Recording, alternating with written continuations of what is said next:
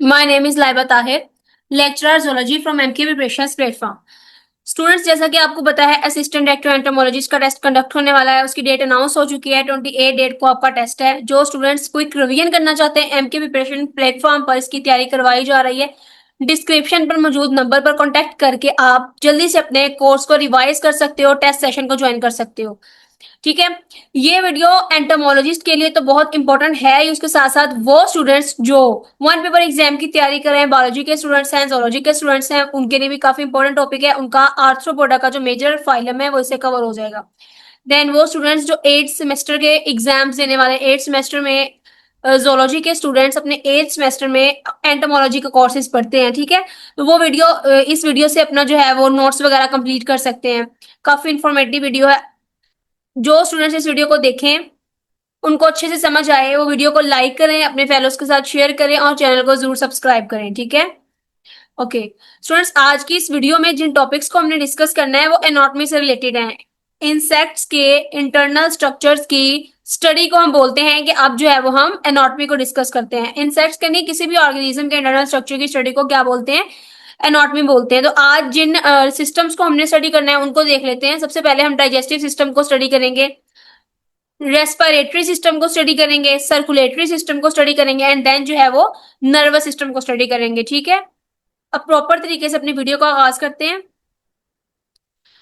बेटा, digestive system क्या होता है? ठीक, डाइजेस्टिव सिस्टम अगर हम ह्यूमन बींग्स में बात करें तो ईच एंड एवरी स्टूडेंट को पता होगा कि डाइजेस्टिव सिस्टम जिसके अंदर हमारी जो है वो एलिमेंट्री कैनाल इन्वॉल्व होती है। हमारे माउथ से लेकर एनएस तक का जितना भी रीजन है वो हमारे डाइजेस्टिव सिस्टम में आता है। इसके अंदर जो है वो डिफरेंट एंजाइम्स यूज होते हैं। स्टमक के अपने एंजाइम्स होते हैं, बाकी जो है वो पेंक्रियाज रिलीज करता है, लिवर से जो है वो एंजाइम्स आते हैं और डिफरेंट चीजों के साथ जो है हमारी बॉडी में डाइजेशन होती है। डाइजेशन में जो हम फूड खाते हैं वो सारा का सारा बॉडी के अंदर ब्रेक डाउन होता है। देन बॉडी उसको कन्वर्ट करती है उन प्रोडक्ट्स के अंदर जो हमारी बॉडी यूज करके ग्रोथ करती है, रिप्रोड्यूस करती है। ठीक है। तो निजाम इनहजाम को जो है वो हम डाइजेस्टिव सिस्टम बोलते हैं। तो ह्यूमन के केस में भी डाइजेस्टिव सिस्टम वही है और इंसेक्ट्स के केस में भी डाइजेस्टिव सिस्टम वही है, लेकिन उनके स्ट्रक्चर्स के अंदर डिफरेंस है। ठीक है। और जिस तरह का जिसका स्ट्रक्चर होता है उसका फंक्शन भी उस पर ही डिपेंड करता है। ठीक हो गया। तो हम जो है वो चीजों को रिलेट करके इसमें बढ़ेंगे ताकि आपको अच्छे तरीके से समझ आ सके। ह्यूमन बींग्स के डाइजेस्टिव सिस्टम में जिस तरह आपको पता है कि सबसे पहले माउथ है, फिर एसोफेगस है, एसोफेगस के बाद जो है वो हमारा स्टोमक आ जाता है, स्टोमक के बाद स्मॉल इंटेस्टाइन्स है, देन लार्ज इंटेस्टाइन्स है और देन जो है वो इनमें से जितना भी एक्सक्रीटा है वो रिलीज आउट हो जाता है।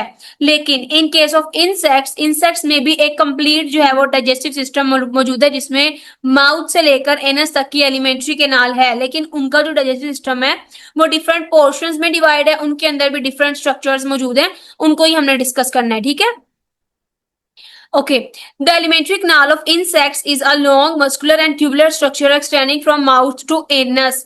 इंसेक्ट्स की एलिमेंट्री किनाल एक लॉन्ग मस्कुलर और ट्यूबुलर स्ट्रक्चर है, ट्यूब लाइक स्ट्रक्चर है जो माउथ से स्टार्ट हो रहा है और एनस जहां से एक्सक्रीटा ने अब रिलीज होना है उसको बोलते हैं लास्ट पार्ट जो होता है डाइजेस्टिव सिस्टम का या एलिमेंट्री कैनाल का। ठीक है।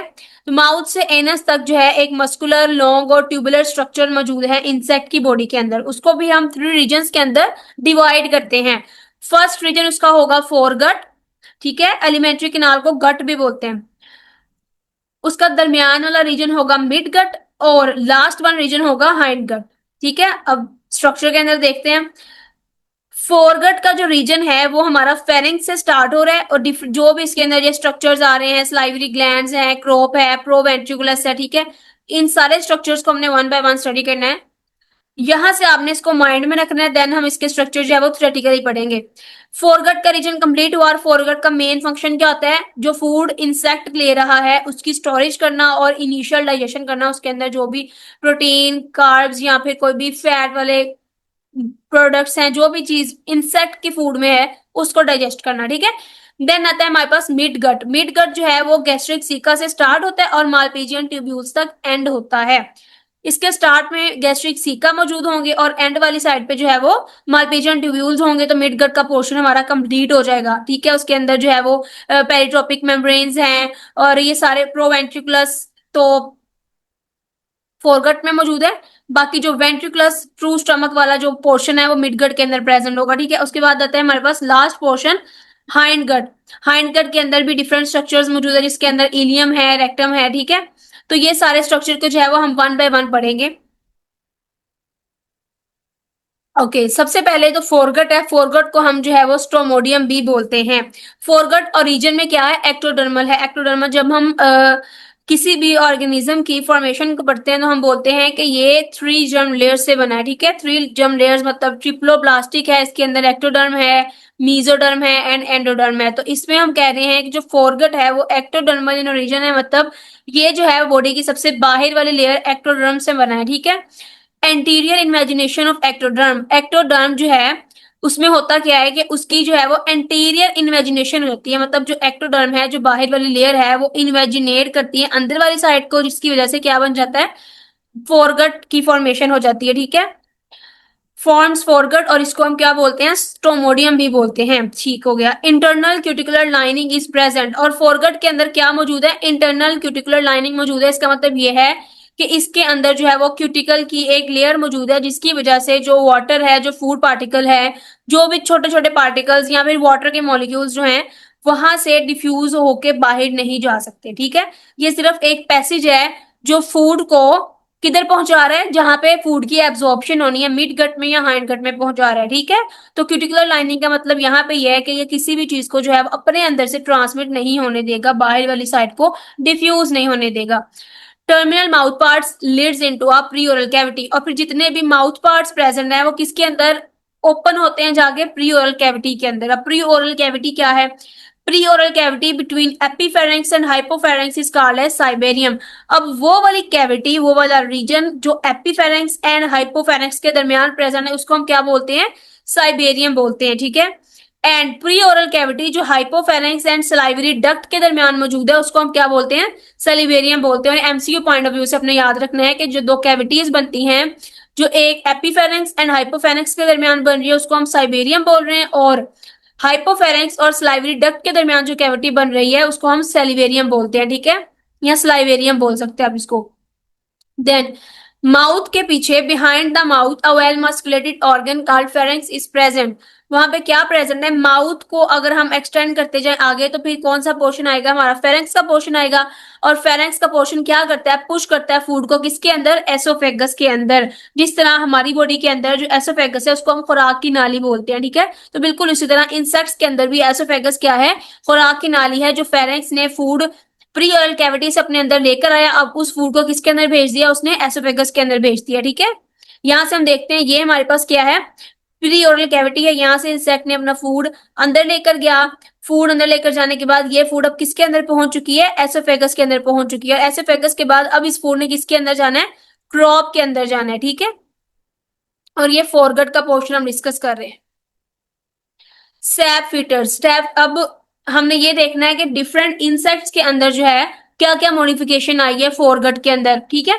तो सैप फीडर्स कौन से इंसेक्ट्स हैं जो सैप के ऊपर डिपेंड करते हैं, इस प्लांट के सैप के ऊपर, जो लिक्विड चीजों को खाएंगे, सॉलिड चीज जो है वो अपनी बॉडी के अंदर नहीं लेकर जाएंगे, तो उनके अंदर ये फेरेंक्स और एसोफेगस, ये स्ट्रक्चर किस तरह आगे होंगे। Pharynx act as a sucking pump in sap feeders, sap feeders के अंदर जो फेरेंक्स होगी वो सकिंग पंप के तौर पे एक्ट करेगी, क्योंकि इसने जो है वो सैप को सक करना है। देन एसोफेगस जो है वो एक नैरो ट्यूब है, जो क्या काम करती है, फूड को किसके अंदर लेकर जाती है, क्रॉप के अंदर लेकर जाती है। और क्रॉप क्या चीज है, क्रॉप एक डायलेटेड डिस्टल पोर्शन है किसका, एसोफेगस का, जो फूड रिजर्वायर के तौर पर काम कर रहा है। अब ये देखो, अगर हम एसोफेगस को पकड़ कर यहाँ से जो है वो डायलेट करते हैं, बिल्कुल उसको खोल दें, तो कौन सा पोर्शन बन जाएगा, क्रॉप का पोर्शन बन जाएगा, ठीक है। देन अगर हम बीज की बात करें, हनी बीज जो शहद बनाती हैं, तो उसमें जो क्रॉप है उसको हम क्या बोलते हैं, हनी स्टमक भी बोलते हैं। क्यों, क्योंकि वहां पर जो है वो नेक्टर की कन्वर्जन होती है, जो उसने जो फूड खाया है उसने हनी बनाना है, तो ये सारी की सारी कन्वर्जन किसके अंदर होगी, क्रॉप के अंदर होगी, जिसकी वजह से उसको हम हनी स्टमक बोलते हैं। और ये एमसीक्यू पॉइंट ऑफ व्यू से इंपॉर्टेंट है, ठीक है। देन आता है हमारे पास प्रोवेंट्रिकुलस और गिजेट। क्रॉप के बाद का जो रीजन हमने पढ़ा था वो क्या था, प्रोवेंट्रिकुलस था या फिर गिजर था। वेंट्रिकुलस होता है स्टमक, ट्रू स्टमक, और स्टमक के पहले का जो पोर्शन है उसको हमने क्या नाम दे दिया, प्रोवेंट्रिकुलस का नाम दे दिया, और दूसरा नाम इसका क्या है, गिजर। Is the posterior part of foregut and is musculated. Posterior part मतलब अब जो फोरगट का पोर्शन है वो हमारा कहाँ पे खत्म हो रहा है, गिजर्ड वाले पोर्शन पे आके खत्म हो जाएगा, इसलिए हम बोल रहे हैं कि जो गिजर्ड है वो फोरगट का पोस्टीरियर पार्ट है, ठीक है, और हाईली मस्कुलेटेड है। It is found in solid feeders. अब वो वाले इंसेक्ट्स जो सॉलिड फीड करते हैं, फॉर एग्जांपल वो नेक्टर वगैरह के ऊपर फीड नहीं करते, दूसरे इंसेक्ट्स के ऊपर या फिर सॉलिड चीजों के ऊपर उसकी उनकी फीडिंग होती है, उनके अंदर ये गिजर्ड जो है वो प्रेजेंट होगा, और फ्लूइड फीडर्स और सैप फीडर्स के अंदर ये गिजर्ड जो है वो एब्सेंट होगा। ठीक है, तो ये चीजें भी आपने याद रखनी है कि क्रॉप किन के अंदर प्रेजेंट होगा, कौन से इंसेक्ट्स के अंदर क्रॉप को क्या नाम दिया गया है, दूसरा जो प्रोवेंट्रिकुलस या फिर गिजर्ड वाला पोर्शन है वो कौन से इंसेक्ट्स के अंदर प्रेजेंट है और कौन से इंसेक्ट्स के अंदर प्रेजेंट नहीं है। ठीक है, then food flow from foregut to midgut. अब मिडगट का लास्ट पोर्शन हम डिस्कस कर रहे थे, अब उस लास्ट पोर्शन से फूड ने किधर जाना है, मिडगट के अंदर जाना है, और इन दोनों गट्स के दरमियान एक वॉल प्रेजेंट जिसको हम कार्डियल या फिर एसोफेगल वॉल भी बोलते हैं। ठीक है, कार्डियल और एसोफेगस वॉल जो किधर प्रेजेंट होगा, बिल्कुल यहाँ पे। हमने बोला कि प्रोवेंट्रिकुलस जिसको हम गिजर्ड भी बोलते हैं, ये जो है वो फोरगट का लास्ट पोर्शन है, और फोरगट से फूड ने किधर मूव करना है, मिड गट में। तो यहाँ पर जो वाल प्रेजेंट होगा उसको हम क्या बोलेंगे, कार्डियक या फिर एसोफेगस वॉल। ठीक है, एसोफेजियल वॉल। ओके, उसके बाद हमने देखना है कि जो गिजर्ड है वो डिफरेंट इंसेक्ट्स के अंदर किस तरह की मॉडिफिकेशन रखता है। ठीक है, गिजर्ड की जो इंटरनल क्यूटिकल है उसकी लाइनिंग किस तरह से हुई हुई है।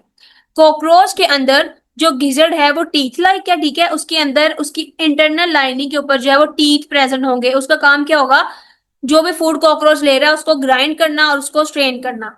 देन हनी बीज के अंदर ये जो इंटरनल लाइनिंग है, इंटरनल क्यूटिकल है, वो प्लेट लाइक स्ट्रक्चर होगा इसका, और इसका काम क्या होगा, पोलन ग्रेन्स को नेक्टर से सेपरेट करना। ठीक है, देन फ्ली के अंदर जो है ये स्पाइन लाइक होगा, और इसका काम क्या होगा, ब्लड कॉर्पिसल्स को ब्रेक करना। ठीक है, जो उसके ब्लड के जो लोथड़े बने होते हैं, ब्लड जमा हुआ होता है फ्लीज के अंदर, तो उसको जो है ये ब्रेक करके छोटे छोटे पार्टिकल्स में डिवाइड कर देगा।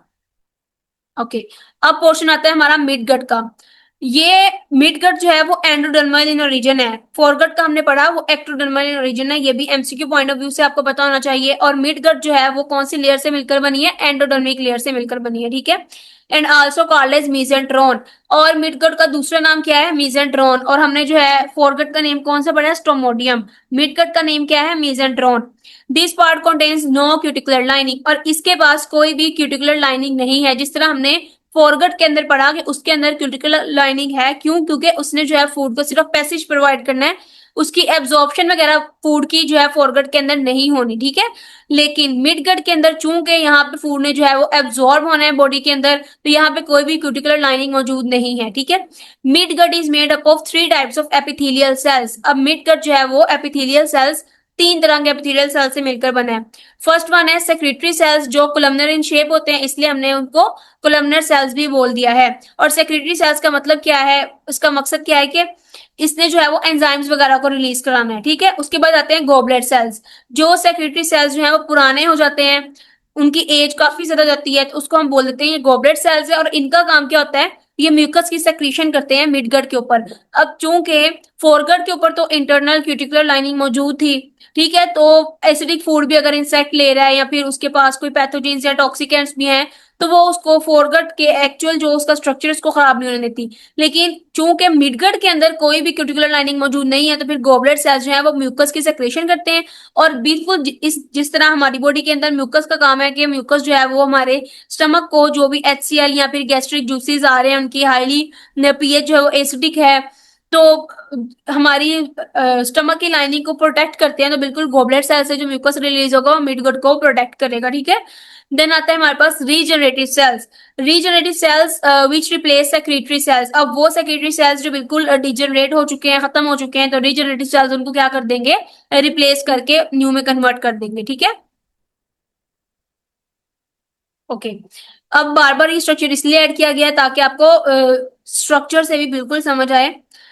प्री ओरल कैविटी के बाद एसोफेगस थी, क्रॉप थ्री, प्री वेंट्रिकुलस था, ये पढ़ लिया हमने। प्री वेंट्रिकुलस के बाद यहाँ पे एक वाल प्रेजेंट था, वाल के बाद अब ये वाला पोर्शन हमारा क्या है, मिड गट का पोर्शन। और आपने याद रखना है मिड गट का पोर्शन जो है वो गैस्ट्रिक सीका से स्टार्ट हो रहा है और यहाँ पे मालपीजियन ट्यूब्यूल से जो है वो एंड हो रहा है। और उसके अंदर कौन से स्ट्रक्चर है, एक मेन जो है वेंट्रिकुलस का स्ट्रक्चर मौजूद है जो मेन स्टमक है, और दूसरा पेरिट्रोपिक मेम्ब्रेन मौजूद है।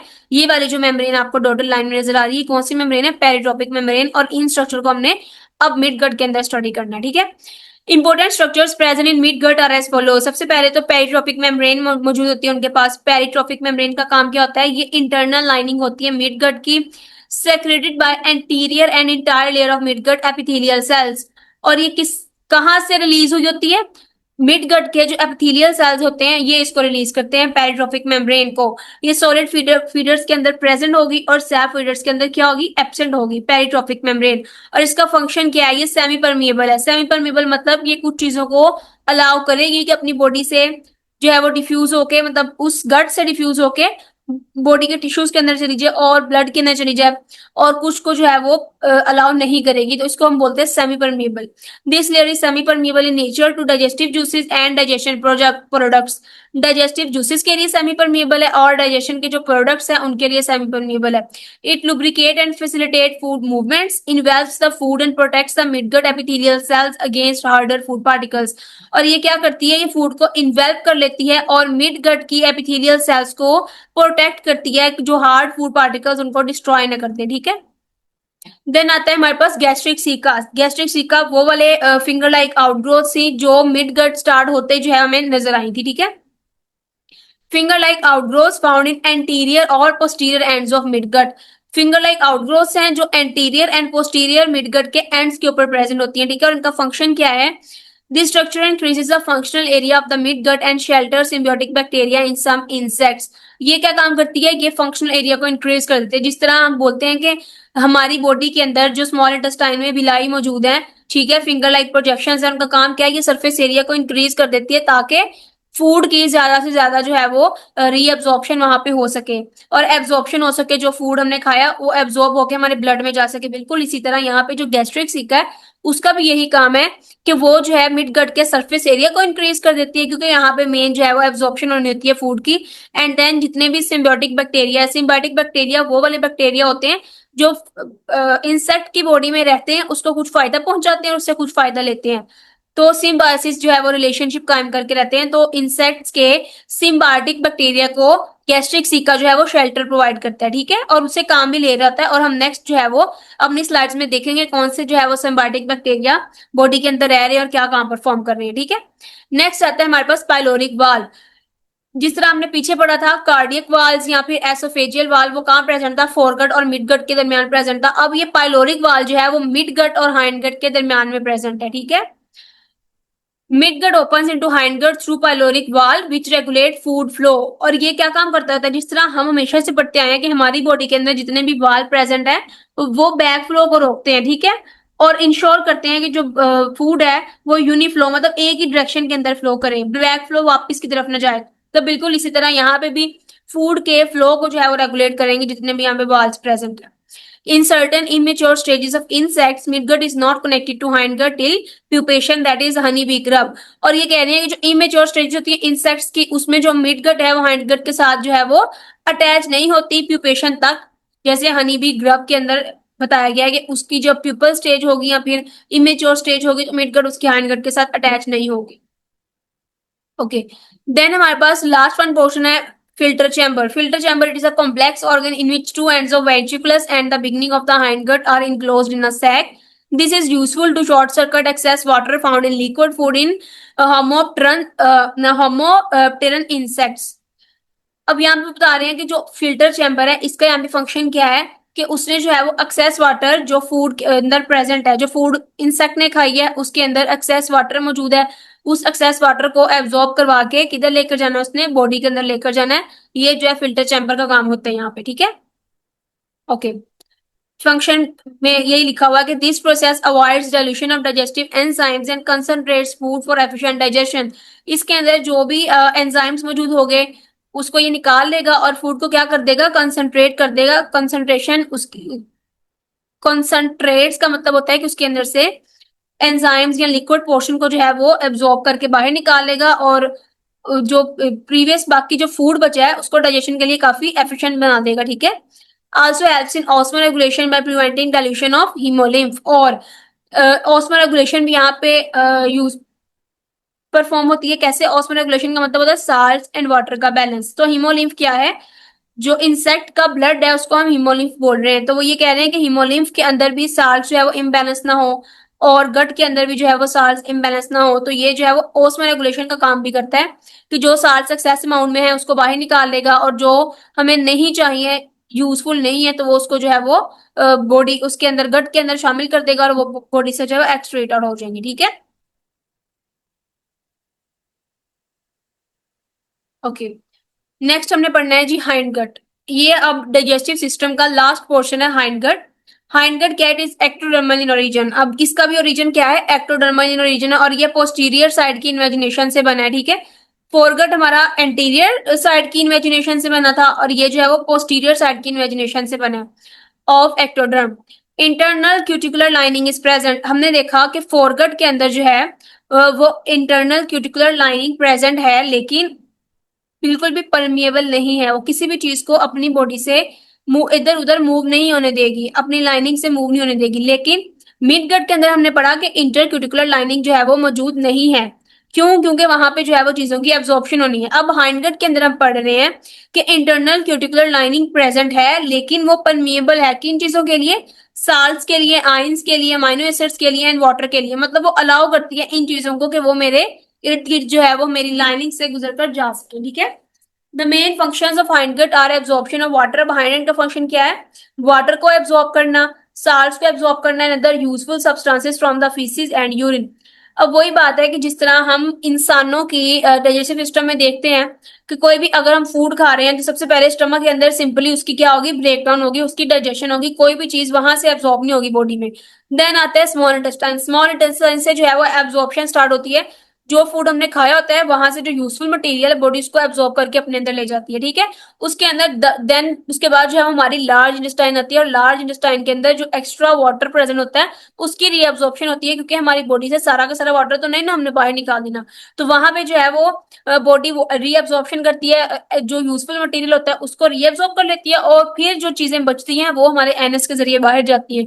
बिल्कुल इसी तरह यहाँ पे भी हाइंडगट के अंदर जो यूजफुल मटेरियल है उस एक्सट्रीटा के अंदर पड़ा, जो बाहर निकलने वाला है अभी, जिसको बॉडी जो है वो ब्रेक डाउन करके फूड को ब्रेक डाउन करके लेकर आ रही है, उसके अंदर जो वाटर है, साल्स हैं, कुछ यूजफुल सब्सटेंसेस हैं, उसको बॉडी जो है वो इंसेक्ट की बॉडी रीअब्सॉर्ब कर लेगी, और जो बाकी चीजें बचेंगी वो फीसिस एंड यूरिन के जरिए बॉडी से बाहर जाएंगी। ठीक है। ओके। अब हाइंडगट के पोर्शन को हमने देखना है। हाइंडगट का पोर्शन जो है वो थ्री रीजन्स के अंदर डिवाइड किया गया, ileum, colon and rectum. In the larvae of scarabees and termites, ileum is pouch-like for housing symbionts and acts as fermentation chamber. अब स्कैराबीड्स और टर्माइट्स के लार्वे के अंदर जो इलियम वाला पोर्शन है, हाइंडगट का जो फर्स्ट पोर्शन है, वो एक पाउच लाइक स्ट्रक्चर में जो है वो मॉडिफाई होता है, और उसका काम क्या होता है? उसने बैक्टीरिया को यहाँ पे शेल्टर प्रोवाइड करनी होती है, housing symbionts and act as fermentation chamber. ठीक है। Then rectum contains rectal pads helping in dehydration of feces and it opens out through anus. और उसके बाद जो रेक्टम वाला पोर्शन है उसके पास रेक्टल पैड्स होते हैं, और यहाँ पे फीसिस की क्या होती है? डिहाइड्रेशन। डिहाइड्रेशन मतलब फीसिस से मजीद पानी को रीअब्सॉर्ब करके बॉडी के अंदर लेकर जा जाता है, और फिर ये वाला जो रेक्टम है किधर ओपन होता है? एनस के अंदर ओपन होता है, और एनस के जरिए बॉडी जो है वो ये जो इंसेक्ट है वो फीसिस को बाहर निकाल देते हैं। और आपको पता है जो इंसेक्ट्स है उनको हम यूरिकोटैलिक बोलते हैं, क्योंकि ये यूरिक एसिड की सेक्रीशन करते हैं, यूरिक एसिड रिलीज करते हैं बॉडी से। देन अब हमने देखनी है गट की फिजियोलॉजी। फिजियोलॉजी मतलब अब इसकी फंक्शनिंग जो है वो किस तरह से होती है, फंक्शन क्या परफॉर्म करती है गट के, फूड जो है वो बॉडी के अंदर एब्जॉर्ब हो रही है। ठीक है। Primary functions of the gut is to digest the ingested food and to absorb the metabolites. gut का जो प्राइमरी फंक्शन है वो क्या है? जो फूड हमने खाया उसको डाइजेस्ट करना, और जो मेटाबोलाइट्स है उनको एब्जॉर्ब करना। Digestion process is enhanced with the help of enzymes. Digestion का प्रोसेस जो है वो एंजाइम की मदद से और स्पीड अप होता है। Produced by digestive glands. और कौन प्रोड्यूस कर रहा है? डाइजेस्टिव ग्लैंड्स जो है वो एंजाइम प्रोड्यूस करके डाइजेशन की हेल्प कर रहे हैं। And microbes housed in special cells. और जिन माइक्रोब्स की हमने बात पीछे की थी वो वाले माइक्रोब्स भी इसके अंदर जो है वो हेल्पफुल हैं काफी हद तक, क्योंकि वो भी डाइजेस्टिव एंजाइम्स प्रोड्यूस कर रहे हैं और फूड की डाइजेशन कर रहे हैं। ठीक है। ओके। अब डाइजेस्टिव ग्लैंड्स जो है वो कौन से प्रेजेंट है? Salivary gland. सबसे पहले सलाइवरी ग्लैंड, जिस तरह हमारे मुंह के अंदर सलाइवरी ग्लैंड्स प्रेजेंट है, बिल्कुल उसी तरह इंसेक्ट्स के पास भी जो है वो सलाइवरी ग्लैंड्स मौजूद हैं। In cockroach a pair of labial glands act as salivary glands. Labial glands मतलब जो लेबियल पोर्शन के अंदर प्रेजेंट होंगे ग्लैंड्स, वो सलाइवरी ग्लैंड के तौर पे काम करते हैं। Where the salivary ducts open into salivarium. जो सलाइवरी डक्ट जो है वो कौन सी कैविटी के अंदर ओपन हो रही है? सलाइवेरियम कैविटी के अंदर ओपन हो रही है। इन कैटरपिलर्स, कैटरपिलर्स के अंदर अब जो मैंडिबुलर ग्लैंड्स हैं वो मॉडिफाई करके क्या परफॉर्म करते हैं, क्या सेक्रेट करते हैं? सलाइवा। और ये इंपॉर्टेंट एमसीक्यू है, ठीक है। वाइल्ड लाइफ, ये जो रिसेंटली पेपर हुआ है आपका फिशरीज का, उसके अंदर भी हम इसके रिलेटेड एमसीक्यू पूछे गए थे कि कौन से ग्लैंड्स जो है वो सलाइवा की प्रोडक्शन प्रोडक्शन करते हैं, कौन से ग्लैंड्स जो है वो सिल्क की प्रोडक्शन करते हैं। तो इस तरह की चीजों को आपने अपने माइंड में रखना है, ये एमसीक्यू पॉइंट ऑफ व्यू से काफी इंपॉर्टेंट है। कैटरपिलर्स के अंदर जो मैंडिबुलर ग्लैंड्स हैं वो मॉडिफाई करके क्या सेक्रेट करते हैं? सलाइवा सेक्रेट करते हैं। मैंडिबुलर ग्लैंड्स मतलब मैंडिबल्स के अंदर प्रेजेंट होंगे और सलाइवा की प्रोडक्शन करते हैं। वेयर द सलाइवरी ग्लैंड्स, और वहां पे कैटरपिलर्स के जो सलाइवरी ग्लैंड्स हैं वो किसके अंदर मॉडिफाई हो चुके हैं? Modified for silk production, silk की प्रोडक्शन करते हैं, ठीक है। तो मैंडिबुलर ग्लैंड्स की मॉडिफिकेशन होके वो सलाइवा रिलीज करने लग गए, और सलाइवरी ग्लैंड्स की मॉडिफिकेशन होके वो सिल्क की प्रोडक्शन करना शुरू कर दी उन्होंने, ठीक है। ओके, स्लाइवा का फंक्शन क्या है? ये जो है वो फूड को मॉइस्ट करता है, उसको डिसॉल्व करता है, माउथ पार्ट्स को लुब्रिकेट रखता है, ठीक है, फ्लेवर ऐड करता है। देन कॉकरोच के अंदर जो है वो स्लाइवा के पास अमाइलेज एंजाइम होता है जिसकी वजह से स्टार्च की डाइजेशन होती है। हनी बीज के अंदर स्लाइवा के पास इन्वर्टेज एंजाइम होता है जिससे सुक्रोज की डाइजेशन होती है। अगर आपने एंजाइम का चैप्टर पढ़ा तो एंजाइम को हम किस तरह से आइडेंटिफाई करते हैं कि एंजाइम की बात होती है, उसके एंड पे जो है वो ASE एज लगा होता है, ठीक है। तो अमाइलेज मतलब स्टार्च की डाइजेशन, इन्वर्टेज मतलब सुक्रोज की डाइजेशन। तो ये आपने एंजाइम के नेम उनके फंक्शन के हिसाब से याद रखने हैं, ठीक है। ओके, उसके बाद जैसे सलाइवा के पास जो है वो लाइपेज एंड प्रोटीएज एंजाइम्स होते हैं लिपिड एंड प्रोटीन की डाइजेशन करने के लिए, लाइपेज लिपिड्स की एंड प्रोटीएज प्रोटीन्स की। जैसे जैसे saliva also contains toxins which produces tissue necrosis and phytotoxemia on plant parts, ठीक है। और plant bug, in plant bug saliva contains pectinase which helps in stylet penetration and extra intestinal digestion। Plant bug के अंदर जो है वो pectinase enzyme होता है जिसकी मदद से जो है वो स्टाइलेट की पेनिट्रेशन कर पाता है इजीली दूसरी बॉडी के अंदर, और एक्स्ट्रा इंटेस्टाइनल डाइजेशन भी इसके थ्रू होती है, ठीक है। मॉस्क्विटो के अंदर जो स्लाइवा है उसके पास एंटी कोगुलेंट होते हैं विच प्रिवेंट्स ब्लड क्लोटिंग। इसका क्या मतलब है? जब मॉस्क्विटो जो है वो किसी दूसरे फॉर एग्जांपल ह्यूमन बीइंग को जो है वो अटैक करता है, या फिर उसने प्लांट को अटैक करना है, ह्यूमन बीइंग को अटैक करना है, तो वहां से जो है वो नेक्टर को या फिर ब्लड को सेक्रीट करना है। तो अब ब्लड को सेक्रीट करने के लिए जो है वो हमारी बॉडी के प्लेटलेट्स एक्टिवेट हो जाते हैं और ब्लड की जो है वो कोगुलेशन होने का खतरा होता है, ठीक है। तो मॉस्क्विटो के जो सलाइवा है वो एंटी कोगुलेंट रिलीज करते हैं कि ब्लड की क्लोटिंग ना हो और जो मॉस्क्विटो वो इजिली वहां से ब्लड को सक कर पाए, ठीक है। In gall producing mid-gus saliva contains indole acid, or in disease transmitting factors the saliva pathways for the entry of pathogens। ये बहुत ही लाइन जो है वो खराब हो चुकी है, इसमें बता रहे हैं कि डिजीज ट्रांसमिटिंग फैक्टर्स में भी जो है वो सलाइवा काफी रोल प्ले करता है। सलाइवा की मदद से ही जो एक बॉडी से पैथोजन जो है वो दूसरी बॉडी के अंदर जाता है, ठीक है। ओके, उसके बाद हमने देखना है हेपेटिक सिका and mid good epithelial cells का क्या रोल है, ठीक है। हेपेटिक सिका को हमने वो पीछे जो है वो गैस्ट्रिक सिका भी बोला था, ठीक है। उनके अंदर भी कुछ इस तरह के एंजाइम्स मौजूद होते हैं, उस तरह के सेल्स होते हैं जो डाइजेशन के अंदर हेल्प करते हैं, तो वो हमने देखने हैं। It secretes most of the digestive juices. Two types of cells were involve in the enzyme secretion. इसके अंदर दो तरह के सेल्स इन्वॉल्व होते हैं जो एंजाइम को सेक्रेट करते हैं। एक होते हैं होलोक्राइन, दूसरे होते हैं मीरोक्राइन। होलोक्राइन जो है वो इस तरह के एपिथेलियल सेल्स होते हैं, जब उन्होंने एंजाइम को सेक्रेट करना है तो वो खुद सारे के सारे क्या हो जाएंगे? डिसइंटीग्रेट हो जाएंगे। फिर दूसरे न्यू बनेंगे, फिर जब वो कोई एंजाइम रिलीज करेंगे खुद भी टूट जाएंगे और एंजाइम को रिलीज कर देंगे, तो वो वाले सेल्स को हम क्या बोलते हैं? होलोक्राइन। और मीरोक्राइन वो वाले सेल्स होते हैं जो एंजाइम्स की सेक्रेशन करते हैं विदाउट ब्रेक डाउन, ठीक है, बगैर टूटे जो है वो एंजाइम को रिलीज करते रहेंगे, तो उसको हम मीरोक्राइन बोलते हैं। ओके, डाइजेस्टिव एंजाइम्स को हम यहाँ पे देख लेते हैं। इंसेक्ट के ग्रुप्स लिखे हुए हैं यहाँ पे एंजाइम्स, और ये किसके ऊपर एक्ट करते हैं? वो वाले सबस्ट्रेट लिखे हैं। फॉर एग्जांपल एक इंसेक्ट है फाइटोफेगस लार्वा, वो ज्यादातर प्लांट्स के ऊपर फीड करता है, तो उसके फूड के अंदर जो मटेरियल होगा वो क्या होगा? स्टार्च होगा। तो उस स्टार्च को डाइजेस्ट करने के लिए कौन सा एंजाइम रिलीज किया जा रहा है बॉडी में? एमाइलेज एंजाइम, माल्टोज को डाइजेस्ट करने के लिए माल्टेज एंड सुक्रोज को डाइजेस्ट करने के लिए इन्वर्टेज एंजाइम। ठीक है, तो ये आपने सबस्ट्रेट के नेम और उनके उनके एंजाइम के नेम और इंसेक्ट का ग्रुप, इनको अच्छे तरीके से याद करना है पेपर पॉइंट ऑफ व्यू से। ठीक है, ऑमनिवरस इंसेक्ट्स के अंदर जो है वो प्रोटीन ऑमनिवरस इंसेक्ट कौन से होते हैं, जो प्लांट्स के ऊपर भी फीड करते हैं और दूसरे कार्निवरस भी होते हैं। फॉर एग्जांपल मतलब मीट फ्लैश वगैरह के ऊपर भी, ब्लड वगैरह के ऊपर भी ये फीड करेंगे। उसके अंदर अगर प्रोटीन है तो फिर प्रोटीएज एंजाइम्स के अंदर रिलीज होगा, लिपिड है तो फिर लाइपेज एंजाइम। तो यहाँ पे बाकी ग्रुप्स भी आपने देख लेने हैं और इसको जो है वो आपने याद करना है अच्छे तरीके से। ठीक है, okay.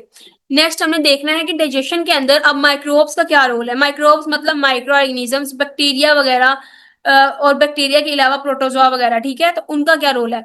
In the insect body few cells were housing symbiotic microorganisms called as mycetocytes. These mycetocytes aggregate to form an organ called mycetome. अब इंसेक्ट की बॉडी के अंदर कुछ सेल्स जो हैं उन्होंने अपने अंदर माइक्रो ऑर्गेनिजम्स को जगह दी होती है और उन सेल्स को हम क्या बोलते हैं, माइसिटोसाइट्स।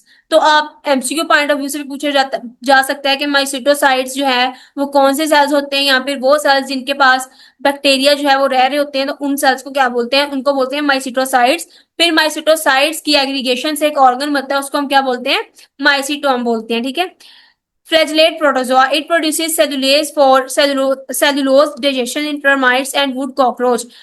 टर्माइट्स के अंदर और वुड कॉकरोच इंसेक्ट के अंदर जो फ्लैजिलेट प्रोटोजोआ है वो कौन सा एंजाइम से क्रिएट करता है, सेलुलोज एंजाइम से क्रिएट करता है। क्या करने के लिए, सेलुलोज की डाइजेशन करने के लिए। ठीक है, देन आता है हमारे पास bacteria. It helps in wax digestion in wax moths. Wax moths के अंदर जो बैक्टीरिया प्रेजेंट है वो वैक्स की डाइजेशन करने के लिए एंजाइम्स को रिलीज करेगा। ठीक है, okay. Bed bug and cockroach obtain vitamin and amino acids from microbes. Bed bug और कॉकरोच जो है वो माइक्रोब से कुछ विटामिन और अमीनो एसिड्स भी लेते हैं। ठीक है, these microbes were transmitted between individuals through food exchange, mouth to mouth feeding called ट्रोफोलेक्सिस।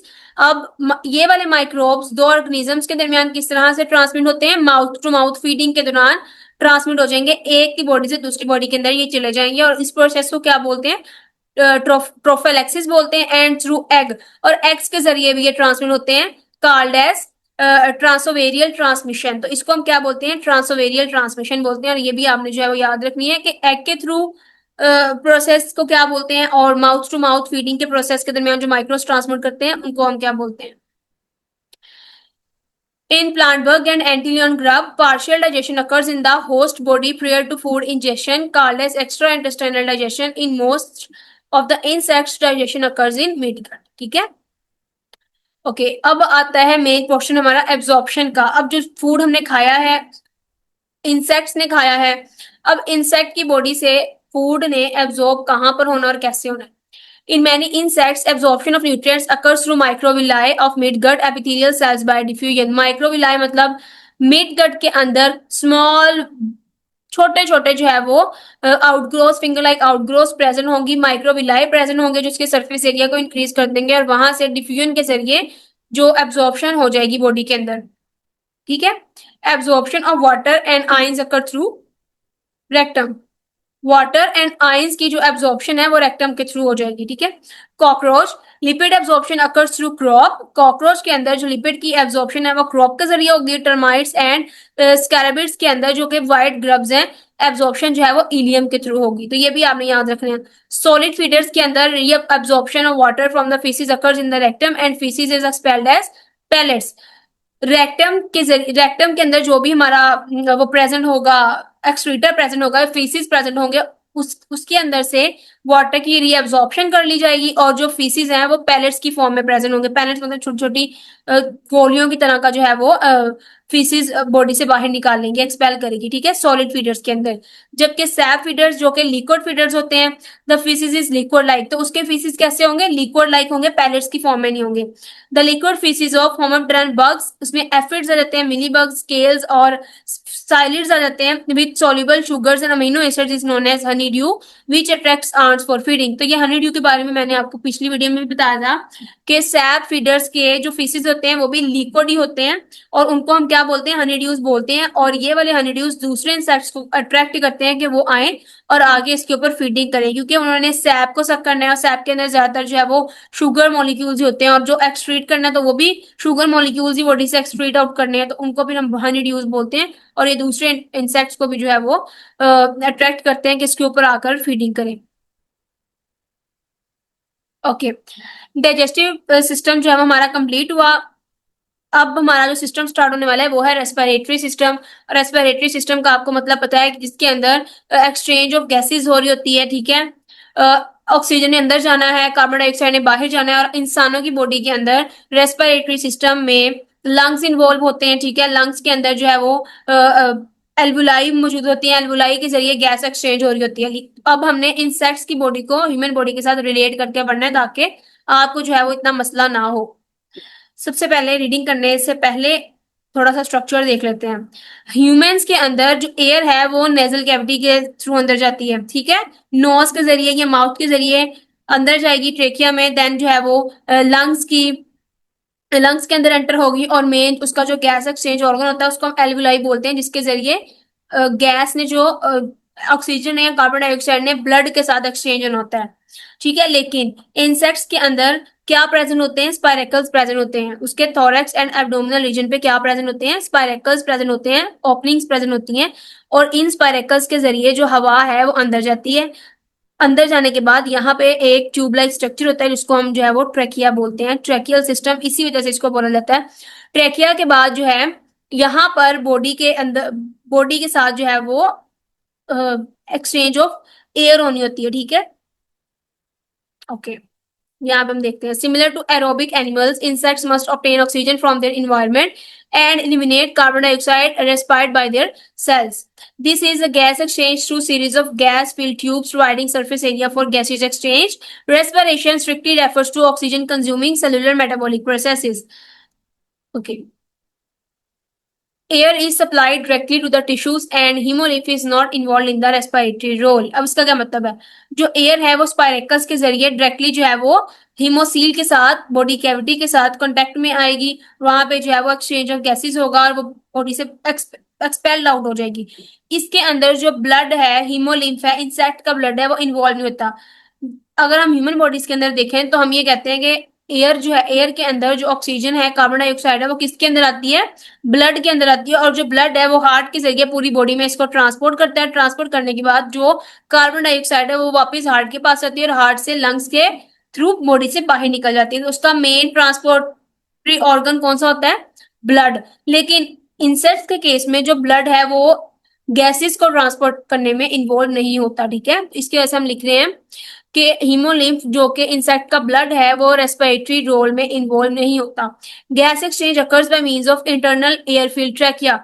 Air field trachea के जरिए ही जो है वो गैस एक्सचेंज हो जाएगी। These tubes branch and ramify through the body. इन ट्यूब्स की फर्दर जो है वो ब्रांचेस बनती हैं और फिर ये बॉडी के अंदर पूरी फैल जाती है और वहां पे ऑक्सीजन की सप्लाई करती है। The finest branches called tracheole. अब स्पाइरेकल के बाद जो है वो ब्रांचेस जो बनी उसको हमने क्या नाम दे दिया, ट्रैक्यूल का नाम दे दिया। Contact all internal organs. और ये जो ट्रैक्यूल्स हैं वो डायरेक्ट कॉन्टैक्ट करती हैं तमाम इंटरनल ऑर्गन्स के साथ एंड टिश्यूज के साथ, and are numerous in tissues with high oxygen requirements. और उन टिश्यूज के पास ये ज्यादा होंगी जिनकी ऑक्सीजन रिक्वायरमेंट्स भी ज्यादा हैं। और रेस्पिरेटरी सिस्टम को समझने से पहले आपको ये बताना चाहिए कि क्लोज्ड एंड ओपन का मतलब क्या होता है, ठीक है। वो हम जो है वो सर्कुलेटरी सिस्टम में ज्यादा डिटेल से पढ़ेंगे। Air usually enters the trachea via spiracular openings position laterally on the body. अब जो एयर है वो ट्रैकिया के अंदर स्पाइरेकुलर ओपनिंग के जरिए एंटर होती है। No insect has more than 10 pairs, 2 thoracic and 8 abdominal. अब इंसेक्ट्स के अंदर जो स्पाइरेकल्स का नंबर है वो भी वेरी करता है और उसके हिसाब से भी हम इंसेक्ट्स को नेम देते हैं, ठीक है। कोई भी इंसेक्ट ऐसा नहीं है जिसके पास 10 से ज्यादा पेयर्स हो, ठीक। 10 या 10 से कम ही होंगे, उससे ज्यादा नहीं होते। 2 thoracic रीजन में होंगे और 8 जो है वो एब्डोमिनल रीजन के अंदर प्रेजेंट होंगे। अब हमने स्पाइरेकल्स के नंबर और उनकी लोकेशन की बेस पे हम इंसेक्ट्स को डिवाइड करना और इंसेक्ट्स को नेम देने हैं, ठीक है। होलोनोस्टिक। होलोनोस्टिक जिसके अंदर स्पाइरेकल्स के 10 पेयर्स मौजूद हैं 2 उसके थोरैक्स में मौजूद हैं और 8 उसके एब्डोमिनल रीजन में मौजूद हैं। और इंसेक्ट्स की मॉर्फोलॉजी में आपने पढ़ा था कि इंसेक्ट्स के 3 रीजन्स होते हैं, हेड, थोरैक्स एंड एब्डोमेन। तो थोरैक्स और एब्डोमिनल रीजन में हम स्पाइरेकल्स की बात कर रहे हैं, ठीक है। देन आते हैं हमारे पास हेमिनोस्टिक, आउट ऑफ 10 पेयर्स 1 और 2 नॉन फंक्शनल।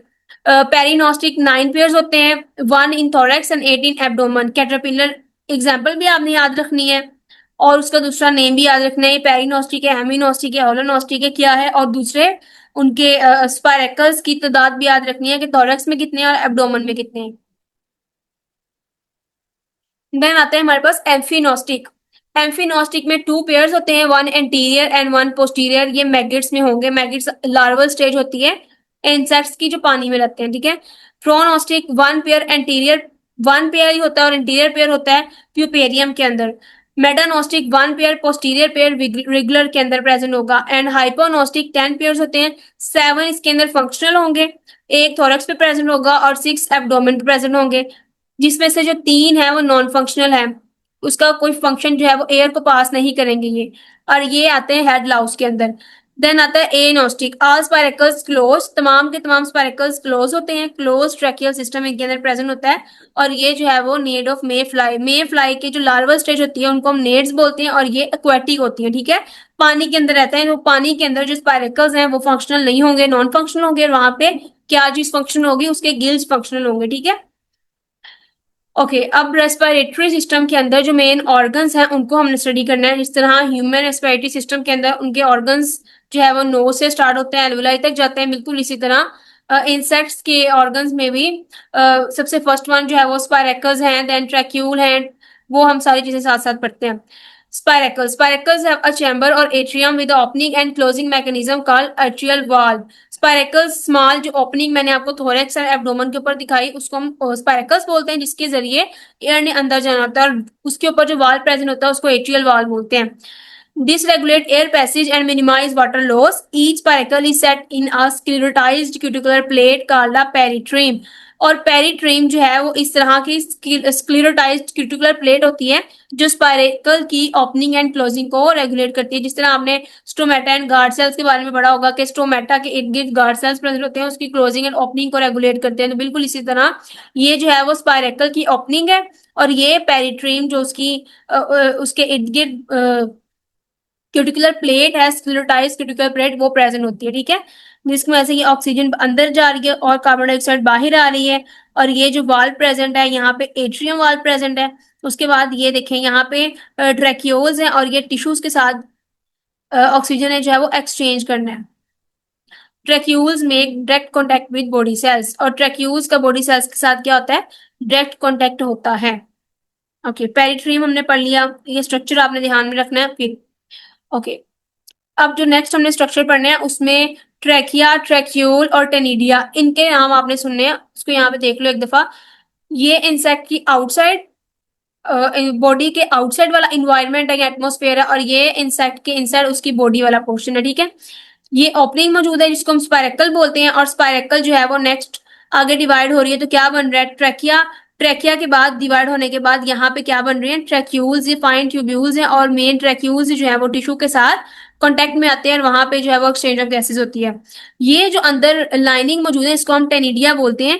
जिस तरह हमारी ट्रैकिया के अंदर सी शेप कार्टिलेजिनस रिंग्स मौजूद है ताकि हमारा जो ट्रैकिया है वो कोलैप्स ना कर जाए, बिल्कुल इसी तरह इंसेक्ट्स के अंदर भी ये रिंग लाइक स्ट्रक्चर जो है वो मौजूद होते हैं, इसको हम टेनिडिया बोलते हैं, ठीक है। Trachea are invaginations of the epidermis, epidermis की इमेजिनेशंस को हम ट्रैकिया बोलते हैं, and their lining is continuous with the body cuticle. The ringed appearance of the trachea is due to the spiral ridges called tenidia. Tenidia पीछे देखा हो। This allow the trachea to be flexible but resist compression. The cuticular lining of the trachea are shed during molting. और trachea की जो cuticular lining है वो moulting के दरमियान एक्टाइसिस के दौरान जो है वो शेड हो जाती है। मोल्टिंग का मतलब आपको पता है ओल्ड एक्सोस्केलेटन को शेड करना और न्यू एक्सोस्केलेटन को अपने ऊपर चढ़ाना, मतलब उसका जो फोल है, ठीक है। देन आते हैं ट्रैक्यूल्स। ट्रैकिया के बाद फर्दर डिवीजन से क्या बने हैं, tracheoles are less than 1 micrometer in diameter and they end blindly and closely contact with respiring tissues. And blindly का मतलब ये है कि इसकी जो ट्यूब्स हैं वो आगे से ओपन नहीं है, बिल्कुल क्लोज्ड हैं, ब्लाइंड एंड्स हैं इसके, और जो गैसेस हैं वो डिफ्यूज करके अंदर और बाहर जा रही हैं टिश्यूज के साथ, ठीक है। रेस्पायरिंग टिश्यूज के साथ जो गैसेस हैं वो डिफ्यूज करके कार्बन डाइऑक्साइड इसके अंदर आ रही है, ऑक्सीजन वो डिपॉजिट कर रहा है और फिर ये बॉडी से बाहर निकल जाएंगी। टेनिडिया एंड वैक्सलेरिस एब्सेंट, और ट्रैक्यूल्स के पास जो है वो टेनिडिया और वैक्सलेर एब्सेंट होंगी। Gases exchange occurs across tracheoles, और ट्रैक्यूल्स के अंदर जो है वो गैस एक्सचेंज होगी। जिस तरह हमारी बॉडी में एल्वुलाई के अंदर गैस एक्सचेंज हो रही है, इस तरह इंसेक्ट्स के अंदर ट्रैक्यूल्स में गैस एक्सचेंज का प्रोसेस हो रहा है। अब ये देख लो आप लोग, ये स्पाइरेकल है, ठीक है, ये ट्रैकिया है, देन ट्रैक्यूल्स के अंदर डिवाइड हो रहा है और ट्रैक्यूल्स जो है वो मसल सेल्स के साथ डिफ्यूजन कर रहे हैं, गैसेस की एक्सचेंज कर रहे हैं। ओके, उसके बाद there are 4 tracheal trunks, that is lateral, dorsal, ventral and visceral. अब यहाँ पे इंसेक्ट की बॉडी के हिसाब से हमने उसको डिवाइड कर दिया कि जो उसकी रसाई है वो कौन कौन से पोर्शन तक है, ठीक है। लेटरल तक भी है, डोर्सल तक भी है, वेंट्रल एंड विजरल ऑर्गन्स जो अंदर वाले छुपे हुए ऑर्गन्स हैं, वाइटल ऑर्गन्स है बॉडी के, वहां तक भी जो है वो ट्रैक्यूल्स या ट्रैकियल ट्रंक्स जो है पहुंचे हुए हैं। Helping in the passage of air in the trachea, thin walled collapsible sacs like dilations are present called air sacs where tenidia is absent। वही बात है, ट्रैक्यूज को यहाँ पे एयर सैक्स बोल रहे हैं जहाँ पे टेनिडिया एब्सेंट होते हैं, और थिन वॉल्ड कोलेप्सिबल सैक्स होते हैं जहाँ पे गैस एक्सचेंज ना होता है, ठीक है। Air sacs act as oxygen reservoir, provide buoyancy to flying and aquatic insects, provide space for growing organs, acts as sound resonator and heat insulators। तो यहाँ पे जो है वो एयर सैक्स के फंक्शंस लिखे हैं, ये आपने याद रखना है कि उसकी डेफिनेशन है। ओके, अब रेस्पिरेशन के मैकेनिज्म को हमने देखना है कि इंसेक्ट्स के अंदर एक्चुअल में रेस्पिरेशन हो किस तरह से रही है। ऑक्सीजन इंटर्स द स्पाइरेकल्स, स्पाइरेकल्स में जो है वो ऑक्सीजन आती है, फिर पास करती है किसके पास, ट्रैकिया के पास, टू द ट्रैक्यूल्स, ट्रैक्यूल्स के पास जाती है, and to the target cells by the combination of ventilation. और फिर जो एयर है वो किसके पास जाती है, टारगेट सेल्स के पास जाती है जिसको ऑक्सीजन की जरूरत है और ऑक्सीजन की डिमांड कर रहा है वो, एंड डिफ्यूजन अलोंग का कंसंट्रेशन ग्रेडियंट, और फिर उसकी गैसेस की जो है वो डिफ्यूजन होती है किसकी मदद से, कंसंट्रेशन ग्रेडियंट की मदद से। कंसंट्रेशन ग्रेडियंट क्या होता है, from higher concentration to lower concentration चीजों का मूव करना। अब अगर ट्रैक्यूल के अंदर ऑक्सीजन की कंसंट्रेशन ज्यादा है, टिश्यूज के अंदर कम है, तो फिर इजीली जो है वो ऑक्सीजन ट्रैक्यूल से टिश्यू के अंदर मूव कर जाएगी, और टिश्यू के अंदर कार्बन डाइऑक्साइड की, क्योंकि मेटाबॉलिज्म के बाद जो है वो कार्बन डाइऑक्साइड की तादाद टिश्यूज के अंदर बढ़ जाती है, तो कार्बन डाइऑक्साइड जो है वो टिश्यू से किसके अंदर डिपॉजिट कर देगी, ट्रैक्यूल्स के अंदर। तो इस तरह से कंसंट्रेशन ग्रेडियंट की मदद से डिफ्यूजन होती है from high in the external air to low in the tissues, ठीक है। Okay, whereas a net movement of oxygen molecules in the tracheal system is inward, तो उसको हम क्या बोलेंगे, इंस्पायरेशन। जब एयर अंदर जा रही है, the net movement of carbon dioxide and water vapours molecule is outward, तो उसको हम एक्सपायरेशन बोलेंगे। ऑक्सीजन के अंदर जाने के प्रोसेस को inspiration, and carbon dioxide and water vapour के मॉलिक्यूल्स को बाहर आने पर क्या बोलेंगे, एक्सपायरेशन। ओके, अब एक्वाटिक इंसेक्ट्स के अंदर हमने देखना है, एक्वाटिक इंसेक्ट्स जो पानी में रहने वाले इंसेक्ट्स हैं उनके अंदर रेस्पिरेशन किस तरह से हो रही है। फर्स्ट वन तो हम देखेंगे क्लोज ट्रैकियल सिस्टम, उसका तो ट्रैकियल सिस्टम ही क्लोज है और सारी की सारी रेस्पिरेशन किसके थ्रू होगी, गिल्स के थ्रू होगी। तो ये तो ये हो गया कि एक्वाटिक इंसेक्ट्स पानी के अंदर है, ट्रैकियल सिस्टम क्लोज है, स्पाइरेकल्स के थ्रू जो है वो एयर अंदर नहीं जा रही, तो गिल्स जो है उसके यूज हो रहे हैं। Tracheated thin outgrowth of body walls में लैमलेट गिल्स होते हैं, मे फ्लाई नेट के अंदर फाइलामेंटस गिल्स होते हैं, डेम्सल फ्लाई नेट के अंदर रेक्टल गिल्स होते हैं, ड्रैगन फ्लाई नेट्स के अंदर। ये एमसीक्यू पॉइंट ऑफ व्यू से जो है वो ऐड किया गया और ये आपने याद रखना। ओके, अब आता है जी ओपन ट्रैकियल सिस्टम। अब इक्वेटिक इंसेक्ट्स तो है ही, लेकिन उनका ट्रैकियल सिस्टम क्या है, ओपन है। मीन्स टू से कि उसके अब स्पाइरेकल्स जो है या फिर जो ट्रैकियल सिस्टम है उसकी मदद से गैस एक्सचेंज होना है, गिल्स की मदद से नहीं होना। उसके अंदर अब कौन से अपरेटस यूज होंगे, सबसे पहले तो एयर स्टोर। एयर स्टोर में क्या आएगा, air bubbles stored beneath wings acts as a physical gill, that is water bug. Water bug एक इंसेक्ट है, वो अपने गिल्स के अपने सॉरी विंग्स के नीचे जो है वो एयर बबल्स को बिल्कुल ट्रैप कर लेता है, और एयर बबल्स जो है वो एक फिजिकल गिल के तौर पे एक्ट करते हैं। फिजिकल गिल मतलब वहां से जो बॉडी है वो ऑक्सीजन लेती रहती है और उसकी जो ऑक्सीजन डिमांड है वो पूरी होती रहती है, ठीक है। देन आता है हमारे पास रेस्पिरेटरी साइफोन। रेस्पिरेटरी साइफोन जो है वो क्या होती है, एपीप्रोक जो हमने मॉर्फोलॉजी के अंदर मॉर्फोलॉजी के अंदर हमने स्ट्रक्चर्स पढ़े थे, अपेंडेजेस पढ़े थे, जो एब्डोमेन एनस के दोनों साइड्स पे एपीप्रोक्ट और पैराप्रोक्ट प्रेजेंट होते हैं। तो एपीप्रोक्ट की एलोंगेशन जो है वो रेस्पिरेटरी साइफोन कहलाती है। ये जो है वो सरफेस पे जाके एयर को ट्रैप करके ले आता है और इसकी मदद से जो है वो गैस एक्सचेंज बॉडी के अंदर होती है, ठीक है। Then caudal breathing tube water scorpions के अंदर होती है, उसकी कॉर्डल टेल के ऊपर जो है वो कॉर्डल साइड के ऊपर ब्रीथिंग ट्यूब प्रेजेंट होगी, उसका भी ये फंक्शन हो गया कि एयर को अंदर लेकर आइए, गैस एक्सचेंज होगी। Then plastron closely set hydrofuge hairs of epicuticle holds a thin film of air indefinitely. अब एपिक्यूटिकल के ऊपर जो है वो शॉर्ट हेयर्स प्रेजेंट होते हैं और वो हेयर्स जो है वो एयर को ट्रैप कर लेते हैं और उसकी मदद से जो है वो एयर स्पाइरकल्स के थ्रू अंदर जाती है और गैस एक्सचेंज होती है, ठीक है। ओके, अब सर रेस्पिरेटरी सिस्टम हमारा कंप्लीट हो गया और उम्मीद करती हूँ आप लोगों को समझ आ रही है साथ साथ। ओके, सर्कुलेटरी सिस्टम जो है वो इंसेक्ट्स के अंदर क्या है, अगर हम ह्यूमन बॉडी के अंदर देखें तो सर्कुलेटरी सिस्टम का मतलब ये है कि उसके अंदर हमारा हार्ट इन्वॉल्व होता है, ब्लड इन्वॉल्व होता है और मेन वेसल्स इन्वॉल्व होती हैं। हार्ट जो है उसके अंदर पंपिंग ऑर्गन है, जो उसका ब्लड है वो ट्रांसपोर्ट करता है चीजों को, और वेसल्स के थ्रू जो है वो ट्रांसपोर्टेशन हो रही है ब्लड वेसल्स के थ्रू, जिसमें वेन्स है, आर्टरीज हैं, कैपिलरीज हैं। और वो वाला सर्कुलेटरी सिस्टम क्या है, क्लोज सर्कुलेटरी सिस्टम। ये भी आपने जहन में रखना है कि जो हायर एनिमल्स हैं उनके अंदर क्लोज सर्कुलेटरी सिस्टम होता है और इंसेक्ट्स के अंदर ओपन सर्कुलेटरी सिस्टम होता है। अब ओपन सर्कुलेटरी सिस्टम क्या होता है, ऐसा सिस्टम जिसके अंदर जो है ना तो ट्रू हार्ट प्रेजेंट है ना ट्रू ब्लड प्रेजेंट है, और दूसरी बात इसके अंदर वेसल्स बिल्कुल भी प्रेजेंट नहीं है। जैसे हमारा ब्लड जो है वो हमारी वेन्स के अंदर, आर्टरीज के अंदर, मतलब ब्लड वेसल्स के अंदर मूव कर रहा है, लेकिन इंसेक्ट्स का जो ब्लड है वो डायरेक्टली कांटेक्ट में आ रहा है उनकी बॉडी के, ठीक है। तो इसके अंदर कोई भी वेसल्स इन्वॉल्व नहीं होती। और दूसरी बात, अगर हम रिलेट करें, हमारी बॉडी में हार्ट है, 4 चैम्बर्ड हार्ट है और ट्रू हार्ट है, लेकिन इंसेक्ट्स की बॉडी में ट्रू हार्ट प्रेजेंट नहीं है, डोर्सल वेसल हम इसको बोलते हैं, और 13 चैम्बर हार्ट प्रेजेंट है, जिसमें जो 3 पेयर्स हैं वो थोरैक्स में प्रेजेंट होंगे और बाकी जो 10 पेयर्स हैं वो किधर प्रेजेंट होंगे, एब्डोमिनल रीजन में प्रेजेंट होंगे। 13 चैम्बर हार्ट है, उसके बाद एलरी मसल्स उसके ऊपर प्रेजेंट होते हैं, और जो उसका ब्लड है वो भी ट्रू ब्लड नहीं है, मतलब रेड कलर का नहीं है, व्हाइट कलर का होगा, उसको हम हीमोलिम्फ बोलेंगे। और जो उसकी कैविटी है इसको हम हीमोसील बोलते हैं, ठीक है।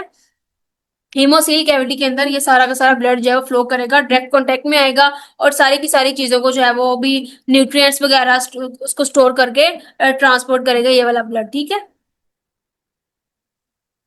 अब प्रॉपर अपना टॉपिक का स्टार्ट करते हैं। Circulation in insects is maintained by a system of muscular pumps moving haemolymph through compartment separated by fibromuscular septa और मेम्ब्रेन्स, ठीक है। जो इसका मेन पंप है, जो हमारी बॉडी में हार्ट है, लेकिन इनकी बॉडी में क्या है, पल्सटाइल डोर्सल वेसल। इंसेक्ट्स के हार्ट को यहाँ पे हम डोर्सल वेसल बोल रहे हैं, क्यों बोल रहे हैं, क्योंकि ये डोर्सल साइड पे प्रेजेंट है, वो अभी हम लोग देख लेते हैं।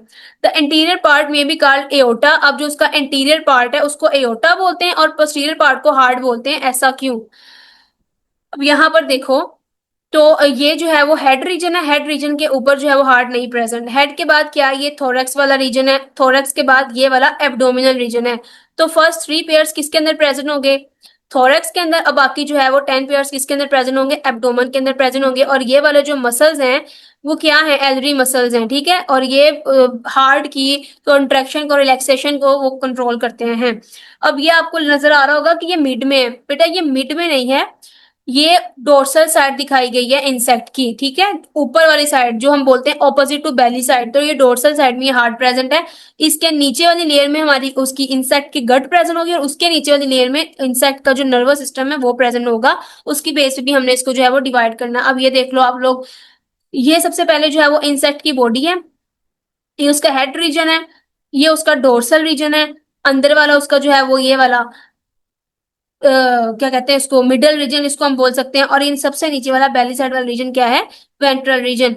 अब हमारी बॉडी के अंदर एक ही डायफ्राम प्रेजेंट होता है जो हमारे लंग्स को सेपरेट करता है स्टमक वाले रीजन से, लेकिन इसमें 2 डायफ्राम्स प्रेजेंट है। एक को हम बोलते हैं डोर्सल डायफ्राम और दूसरे को क्या बोलते हैं, वेंट्रल डायफ्राम। इन 2 डायफ्राम्स की मदद से जो बॉडी है इनकी डिवाइड हो गई है। अब ऊपर वाले रीजन में इसको क्या बोलेंगे, ये डोर्सल साइड है, तो यहाँ पे क्या प्रेजेंट है, डोर्सल वेसल प्रेजेंट है, ठीक है। फिर ये डोर्सल डायफ्राम आ गया, उसके बाद इस पोर्शन के अंदर जिसको हम पेरी विजरल साइनस बोलते हैं या फिर मिडल साइनस बोलते हैं, यहाँ पे गट प्रेजेंट होगी, एलिमेंट्री कैनाल प्रेजेंट होगी। फिर यहाँ पे वेंट्रल डायफ्राम के जरिए ये वाले पोर्शन को डिवाइड कर दिया, और सबसे वेंट्रल पोर्शन को हम क्या बोलते हैं, पेरी न्यूरल साइनस, और इसका नाम क्या है, नर्वस सिस्टम से है, यहाँ पे नर्व कोड प्रेजेंट होगी। और एमसीक्यू में पूछा जाता है कि जो इंसेक्ट्स का नर्वस सिस्टम है वो वेंट्रल है, यहाँ पे डोर्सल है, तो आपको पता होना चाहिए नर्वस सिस्टम इसका वेंट्रल है और जो इसका हार्ट है वो डोर्सल हार्ट इसके पास होता है, ठीक है। अब हम इसकी रीडिंग करेंगे तो आपको समझ आ जानी चाहिए। The dorsal vessel is a simple tube generally composed of one layer of myocardial cells and with segmentally arranged openings called ostia. अब इन वेजल्स के अंदर ये देखो ये वाले इस तरह के जो हैं वो स्ट्रक्चर हैं हार्ट के। ये देखो ये इस तरह ऐसे है स्ट्रक्चर, ठीक है, इस तरह के स्ट्रक्चर्स मौजूद हैं इसमें। और इनके अंदर जो ओपनिंग है वो क्या है, ओस्टिया। ओपनिंग, इस ओपनिंग को हम क्या बोलते हैं, ओस्टिया बोल रहे हैं, जिसके जरिए एक हार्ट से दूसरे हार्ट, दूसरे हार्ट से तीसरे हार्ट के अंदर जो हीमोलिम्फ है उसने फ्लो करना है, ठीक है। The ostia permit the one way flow of haemolymph. और हमेशा वाल्व का मतलब ही होता है कि वो यूनिडायरेक्शनल फ्लो को जब वो सपोर्ट करता है, बैक फ्लो नहीं होने देता। Haemolymph into dorsal vessel due to valves that prevents back flow. There may be up to 3 pairs of thoracic ostia. Thoracic ostia में कितने पेयर्स होते हैं, 3 पेयर्स। थोरेसिक रीजन में कितने पेयर्स प्रेजेंट होंगे, 3 पेयर्स ऑफ हार्ट प्रेजेंट होंगे। And 9 pairs किसके अंदर प्रेजेंट होंगे, एब्डोमिनल ओस्टिया के अंदर प्रेजेंट होंगे, 9 और 10। Okay. The dorsal vessel lies in the pericardial sinus. अब पेरिकार्डियल साइनस जो मैंने आपको बता दिया, पीछे आप लोगों ने देख ली डायग्राम। फिर अगर आप लोगों को समझ नहीं ना आ रही यहाँ से, तो पहले पॉज करके आप डायग्राम को देखें और फिर यहाँ पर आए। पेरिकार्डियल साइनस में डोर्सल वेसल प्रेजेंट है, जो कि एक कंपार्टमेंट है। डोर्सल डायफ्राम ने उसको सेपरेट किया है। A fibromuscular septum, a separating membrane formed of connective tissues and segmented pairs of alary muscles. और कौन से मसल्स प्रेजेंट है इसके पास, एलरी मसल्स प्रेजेंट है। और सेपरेट किसकी मदद से हुआ, डोर्सल डायफ्राम की मदद से। और जो डोर्सल वेसल प्रेजेंट है वो पेरिकार्डियल साइनस में प्रेजेंट है, ठीक है। The elderly muscles support the dorsal vessels, but their contractions do not affect heartbeat. elderly muscles जो है वो dorsal vessel को support करता है, लेकिन उसकी जो contraction है वो heartbeat को affect नहीं करती। Then आता है hemolymph. Hemolymph अब insect का blood है, enters the pericardial sinus via segmental openings in the diaphragm. अब डायफ्राम के अंदर भी ओपनिंग्स मौजूद हैं, पोर्स मौजूद हैं। जो ब्लड है वो इजीली इसके अंदर मूव कर सकता है, लाइक यहाँ से इधर और इधर से, ये देखो यहाँ से अगर ब्लड मूव कर रहा है ना, फॉर एग्जांपल ये हार्ट से मूव किया, ठीक है, मेन एओर्टा के अंदर आया, एओर्टा से हेड में आया, हेड से जो है वो वेंट्रल साइनस के अंदर आया, वेंट्रल साइनस से ये डायफ्राम पोरस है तो फिर मिडल साइनस के अंदर आया, मिडल साइनस से दोबारा फिर ये हार्ट के अंदर आया, और इस तरह से इसकी जो है वो फ्लो जारी है। और हम बोल रहे हैं कि ये जो है वो डायफ्राम के अंदर ओपनिंग प्रेजेंट है, जो इसको बिल्कुल भी रुकावट इसके लिए नहीं बनती। और पीछे आपने एक चीज और पढ़ी थी एंटीरियर और पोस्टीरियर की। तो ये देखो बेटा, एंटीरियर साइड पे क्या प्रेजेंट है, एओर्टा प्रेजेंट है। और पोस्टीरियर साइड पे क्या है, ये हम डोर्सल वेसल बोलते हैं इसको, हार्ट का रीजन। हार्ट का रीजन पोस्टीरियर साइड पे प्रेजेंट है, और अल्टीरियर साइड पे क्या प्रेजेंट है, एओर्टा प्रेजेंट है, जिसके थ्रू जो है वो ब्लड ने हेड के अंदर एंटर होना है, ठीक है। ब्लड यहाँ से फ्लो करता है, हेड के अंदर आता है, और देन यहाँ से बॉडी के अंदर, और फिर दोबारा से इसकी सर्कुलेशन होती रहती है।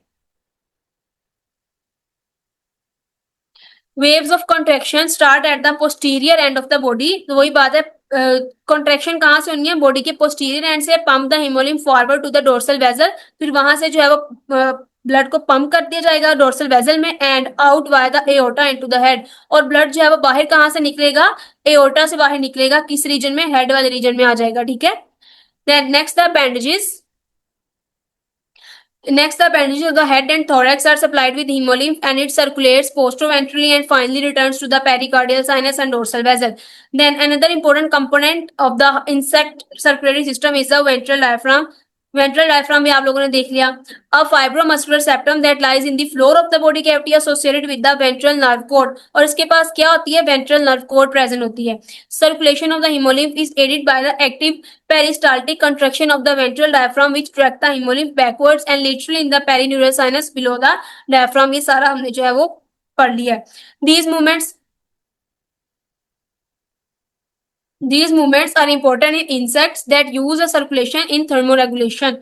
Ventral diaphragm also facilitates rapid exchange of chemicals between the ventral nerve cord and the hemolymph. Okay, hemolymph is generally circulated to appendages unidirectionally by various tubes, septa, valves, and pumps. The muscular pumps are termed a sensory pulsatile organs and occur at the base of the antenna and legs. फिर जो है वो antennal pulsatile organs जो है वो neuro hormones को release करते हैं, that are carry to the antennal lumen to influence the sensitive neurons. Circulation occurs in the wings of young adult, और यंग एडल्ट के विंग्स में भी जो है वो सर्कुलेशन हो रही होती है। In wing circulation is sustained by the influxes of air into the wing veins rather than any pulsatile organs. Pulses of air in the fine tracheal tubes of the veins push the hemolymph through the enclosed space of the veins. ठीक है? Okay, the insect circulatory system shows high degree of coordination between dorsal vessel, fibromuscular diaphragms and accessory pumps. इन तीनों structures के दरमियान जो है वो highly coordination मौजूद है. ओके अब यहाँ पे हमने जो है जिस तरह ब्लड के हम फंक्शंस देखते हैं बिल्कुल उसी तरह इंसेक्ट्स में इंसेक्ट के ब्लड जो कि हीमोलिम्फ है उसके फंक्शंस को देखते हैं वो क्या काम करता है. हीमोलिम्फ एक वाटरी फ्लूइड है जिसके पास आइंस और मॉलिक्यूल्स और सेल्स होते हैं. ये कलरलेस है but may be variously pigmented और rarely red due to haemoglobin in the immature stages. और कुछ इंसेक्ट्स की इमेच्योर स्टेजेस इस तरह के जिसके पास हीमोग्लोबिन प्रेजेंट होता है और उनके जो ब्लड का कलर है वो रेड होता है. और उसमें आपने याद रखना है क्रोनोमिड लार्वा जो है वो एक एक्सेप्शनल केस है कि उसके लार्वे में जो हीमोग्लोबिन प्रेजेंट होता है हीमोग्लोबिन की वजह से उनके ब्लड का जो कलर है वो रेड हो होता है. अदरवाइज ये कलरलेस होता है. देन हीमोलिम्फ जो है वो फंक्शन परफॉर्म करता है ब्लड और लिम्फ दोनों के तौर पर और ये रेस्पिरेशन में बिल्कुल भी इन्वॉल्व नहीं होता. हीमोलिम्फ के पास जो है वो फ्लूइड पोर्शन उसको हम प्लाज्मा बोलते हैं और उसके जो सेलुलर फ्रैक्शन को क्या बोलते हैं ने हीमोसाइट्स बोलते हैं. जिस तरह हम अपने ब्लड को सेपरेट करते हैं प्लाज्मा और सेलुलर कंपोनेंट्स के अंदर बिल्कुल इसी तरह हीमोलिम्फ को भी प्लाज्मा और सेल्स के अंदर डिवाइड करके ए प्लाज्मा और हीमोसाइट्स बोल रहे हैं. ठीक है अब प्लाज्मा को डिस्कस कर लेते हैं. प्लाज्मा एक एक्वा सोल्यूशन है inorganic ions lipids and sugar molecules का. और शुगर इसके अंदर कौन सी है ट्री हेलोज इंपॉर्टेंट है. इंसेक्ट्स के अंदर ज्यादातर अमाउंट में कौन सी शुगर प्रेजेंट है ट्री हेलोज शुगर प्रेजेंट है.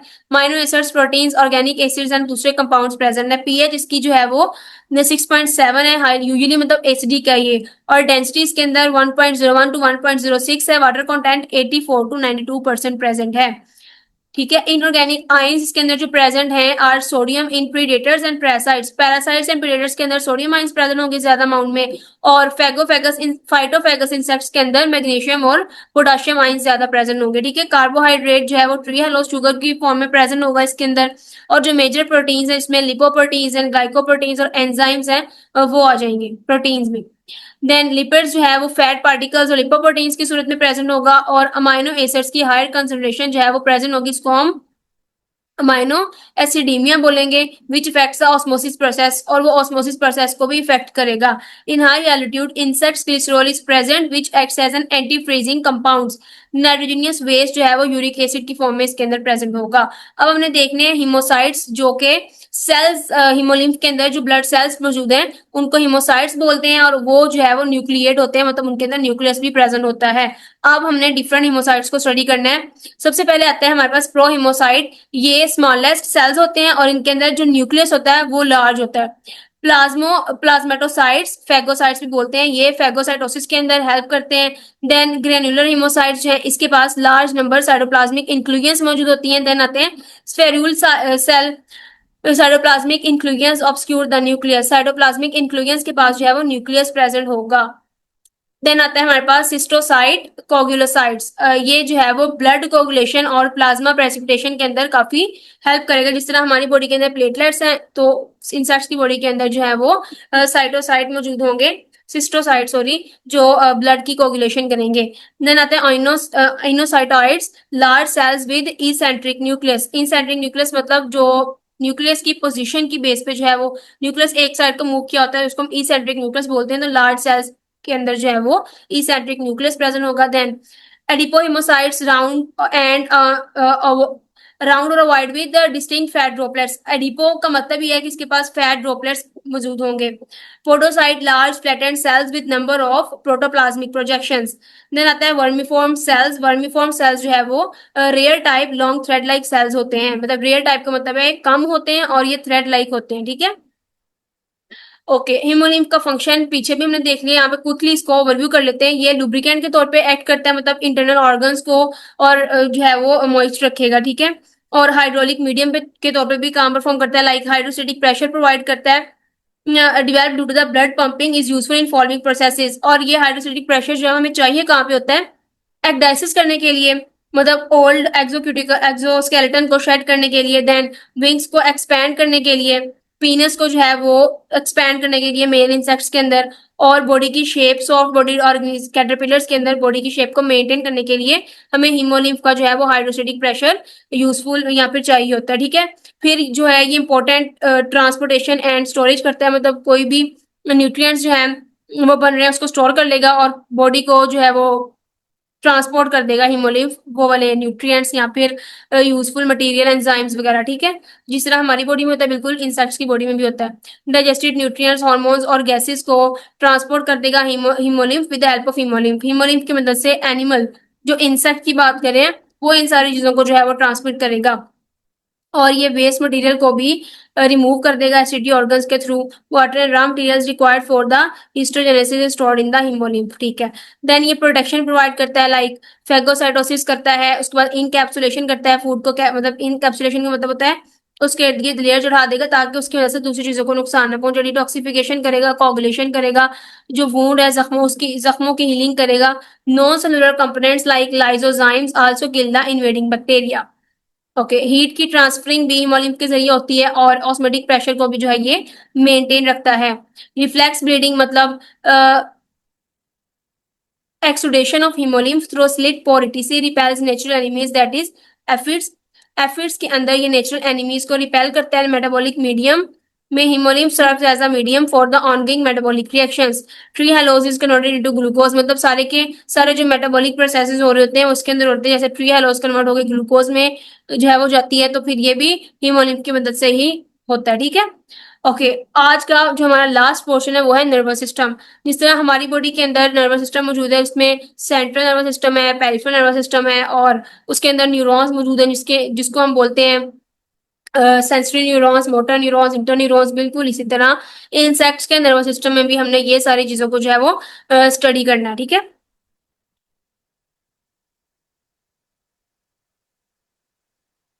The basic component in the nervous system is a nerve cell or neuron composed of a cell body with two projections, the dendrites that receive stimuli and the axon that transmits information।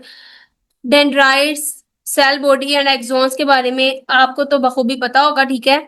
इतनी detail में जाने की जरूरत नहीं क्योंकि FSc level से आप लोग पढ़ कर आ रहे हो। आइदर टू अनदर न्यूरॉन और to an effector organ such as muscles. Axon may have lateral branches called collateral and terminal arborization and synapse. तो फिर थोड़ा सा मैं आप लोगों को बता ही देती हूँ यहाँ पे। नर्व सेल जो है उसके पास एक इस तरह की सेल बॉडी प्रेजेंट होती है, ठीक है। सेल बॉडी से जो है वो डिफरेंट प्रोजेक्शंस निकली होती हैं। सेल बॉडी जो है वो ये इसका साइटोप्लाज्मिक जो फ्लूइड है वो इस तरह की जो है वो प्रोजेक्शंस कर देता है, ठीक है। ये प्रोजेक्ट होके यहाँ से बाहर निकल आया। इसके अंदर यहाँ पे जो है वो न्यूक्लियस प्रेजेंट है और यहाँ पे एक लॉन्ग सी प्रोजेक्शन मौजूद होती है इस तरह से, ठीक है। ये वाला पोर्शन जो है वो सेल बॉडी है और ये वाला पोर्शन हमारा क्या होता है, डेंड्राइट्स, और ये वाला पोर्शन क्या होता है हमारा एक्सोन। डेंड्राइट से कोई भी जो स्टिमुलस आ रहा है उसको ये वाला डेंड्राइट उसको रिसीव करेगा, सेल बॉडी को पास करेगा, सेल बॉडी एक्सोन्स को पास करेगी और एक्सोन जो है वो नेक्स्ट वाले नर्व सेल को पास कर देगा और फाइनली ये जो इंफॉर्मेशन है वो ब्रेन के पास एंड देन ब्रेन से दोबारा मसल्स या फिर ग्लैंड्स के पास रिटर्न होगी, ठीक है। तो ये मेन जो है हमारा नर्व सेल है, या हम इसको न्यूरॉन भी बोल सकते हैं। ओके, अब यहाँ पे हम लोग देख लेते हैं पहले इंसेक्ट नर्वस सिस्टम में ये ब्रेन है और इसके पास भी जो है वो ट्रू ब्रेन नहीं होता, इसके पास गैंग्लिया मौजूद होते हैं, ठीक है। गैंग्लिया का मतलब क्या होता है कि जो मैंने सेल बॉडी बनाई थी डिफरेंट या फिर बहुत ज्यादा नर्व सेल्स की सेल बॉडीज जब एक जगह पे कंबाइन हो जाती हैं तो उसको हम क्या बोलते हैं, गैंग्लिया। यहाँ पे गैंग्लिया की फॉर्मेशन है, ट्रू ब्रेन तो इसके पास नहीं है। जिस तरह हमारे पास है हेमिस्फीयर, सेरिबेलम और मेडुल्ला ऑब्लोंगेटा, डिफरेंट पोर्शन, ऐसा ब्रेन इसके पास नहीं है। तो ये वाले जो पोर्शन है यही बस ब्रेन के तौर पे इसको जो है वो सिग्नलिंग प्रोड्यूस करता है और जो भी इंपॉर्टेंट इन्फॉर्मेशन या बॉडी की जो एक्टिविटीज है वो इसके थ्रू ही जो है वो कंट्रोल हो रही होती है ब्रेन के थ्रू, ठीक है। और ये वाला जो है यहाँ से वेंट्रल नर्वस सिस्टम है, तो यहाँ पे इसके नर्व सेल्स मौजूद होंगे और इसके दरमियान जो है वो लिंक्स मौजूद होंगे। तो ये हमारे पास थोरेसिक गैंग्लिया और ये हमारे पास एब्डोमिनल गैंग्लिया। यहाँ पे हेड पे भी ब्रेन प्रेजेंट है और हर सेगमेंट के पास भी जो है वो गैंग्लिया की एग्रीगेशन से जो है ये ब्रेन बना हुआ, ठीक है। Insect neurons release a variety of chemicals at synapses either to stimulate or to inhibit effector neurons and muscles।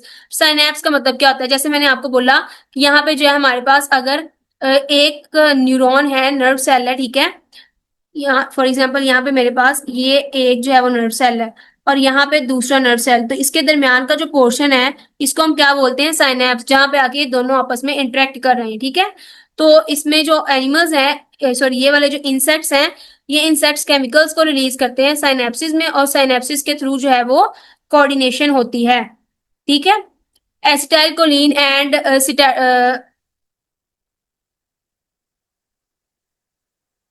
acetylcholine and catecholamines such as dopamine are the important neurotransmitters involved in the impulse conduction, ठीक है। Acetylcholine तो हमने जो है वो अपनी nervous system के अंदर भी पढ़ा है कि एसिटाइलकोलिन एक न्यूरोट्रांसमीटर है, एक न्यूरॉन इसको रिलीज करता है जिसकी वजह से दूसरा न्यूरॉन जो है वो एक्साइट होता है और सिग्नल की ट्रांसमिशन करता है। तो बिल्कुल इंसेक्ट्स के अंदर भी न्यूरोट्रांसमीटर्स का यही काम है, ये केमिकल मैसेंजर्स होते हैं।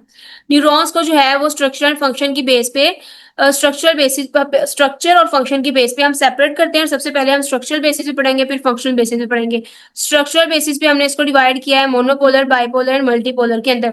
मोनोपोलर के अंदर जो न्यूरॉन है उसके पास सिंगल एक्सोन होता है, सिर्फ एक ही एक्सोन होता है।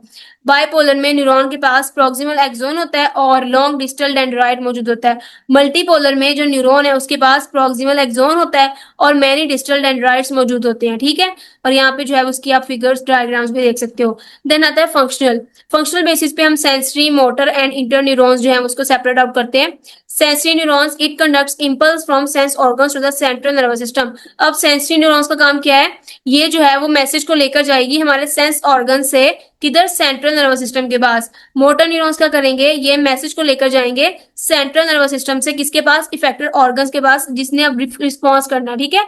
फॉर एग्जाम्पल मैंने जो है वो किसी मतलब फॉर एग्जाम्पल मैंने किसी चीज को टच किया, तो जो टच किया उसका जो सिग्नल है वो किसके पास गया, सेंट्रल नर्वस सिस्टम के पास गया थ्रू सेंस ऑर्गन्स के पास, क्योंकि मैंने किसी चीज को सेंस कर रही हूँ, उसको टच कर रही हूँ।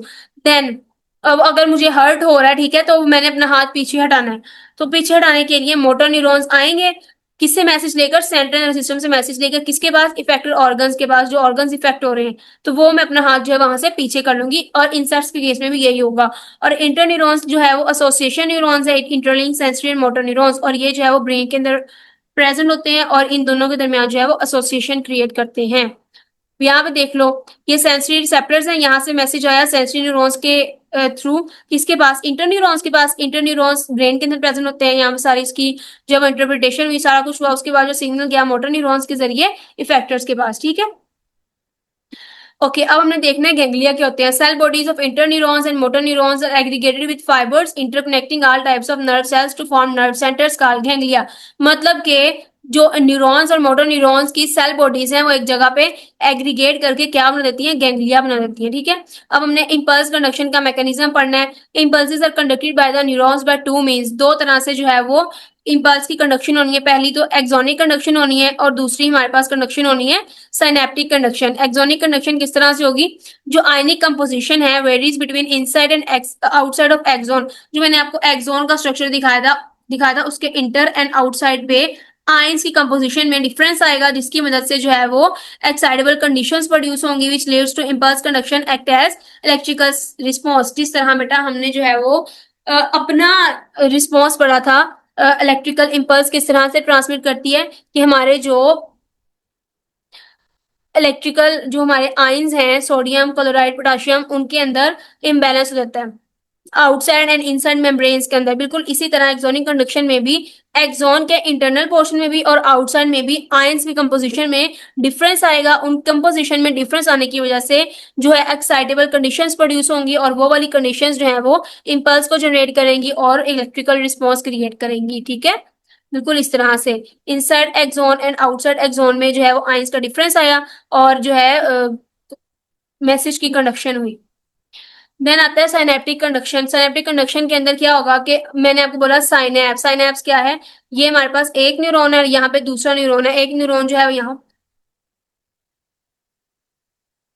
सॉरी केमिकल्स रिलीज करता है और केमिकल्स रिलीज करने की वजह से जो है दूसरे वो वाले केमिकल्स दूसरे न्यूरॉन्स की सरफेस के ऊपर जाके अटैच होते हैं और वहां पे जाके इंपल्स जनरेट करते हैं या मैसेज लेकर जाते हैं। तो वही neurochemicals transmitters are involve in the impulse conduction through synaptic gap. Synaptic gap में जो न्यूरोकेमिकल ट्रांसमीटर्स हैं वो इम्पल्स की कंडक्शन करते हैं, ठीक है। Okay, neurotransmitters and the type of reactions helping in the impulse conduction are as follows. मतलब एसिटाइल कोलिन एक न्यूरोट्रांसमीटर है, वो आया कोलिन क्लोराइड के साथ जो है वो उसने रिएक्ट किया एसिटाइलेज एंजाइम की मदद से और एसिटाइल कोलिन बन गया। और देन एसिटाइल कोलिन जो है वो दोबारा एसिटाइल कोलिन एस्ट्रेज एंजाइम की मदद से अपने नॉर्मल कोलिन और एसिटिक एसिड की फॉर्म में दोबारा चला गया, ठीक है। तो ये एक न्यूरोट्रांसमीटर जब आता है, जब उसकी जरूरत नहीं होती तो दोबारा फिर अपने इस फॉर्म में जो है वो कन्वर्ट हो जाता है। वो चीज यहाँ पे दिखाई गई है। ओके, अब नर्वस सिस्टम को हमने 3 पोर्शन के अंदर डिवाइड कर दिया, central nervous system, visceral nervous system and peripheral nervous system. Central nervous system के अंदर क्या प्रेजेंट होगा? It contains double series of nerve centres. इसके अंदर डबल सीरीज प्रेजेंट होंगी, मतलब 2 पेयर्स यहाँ से निकल रहे होंगे ganglia. These ganglia are connected by longitudinal tract of nerve fibres called connectives and transverse tracts of nerve fibres called commissures. Connectives and commissures में यहाँ पे आपको दिखा देती हूँ, अगर मैंने कोई फिगर यहाँ पे अटैच ऐड की है तो।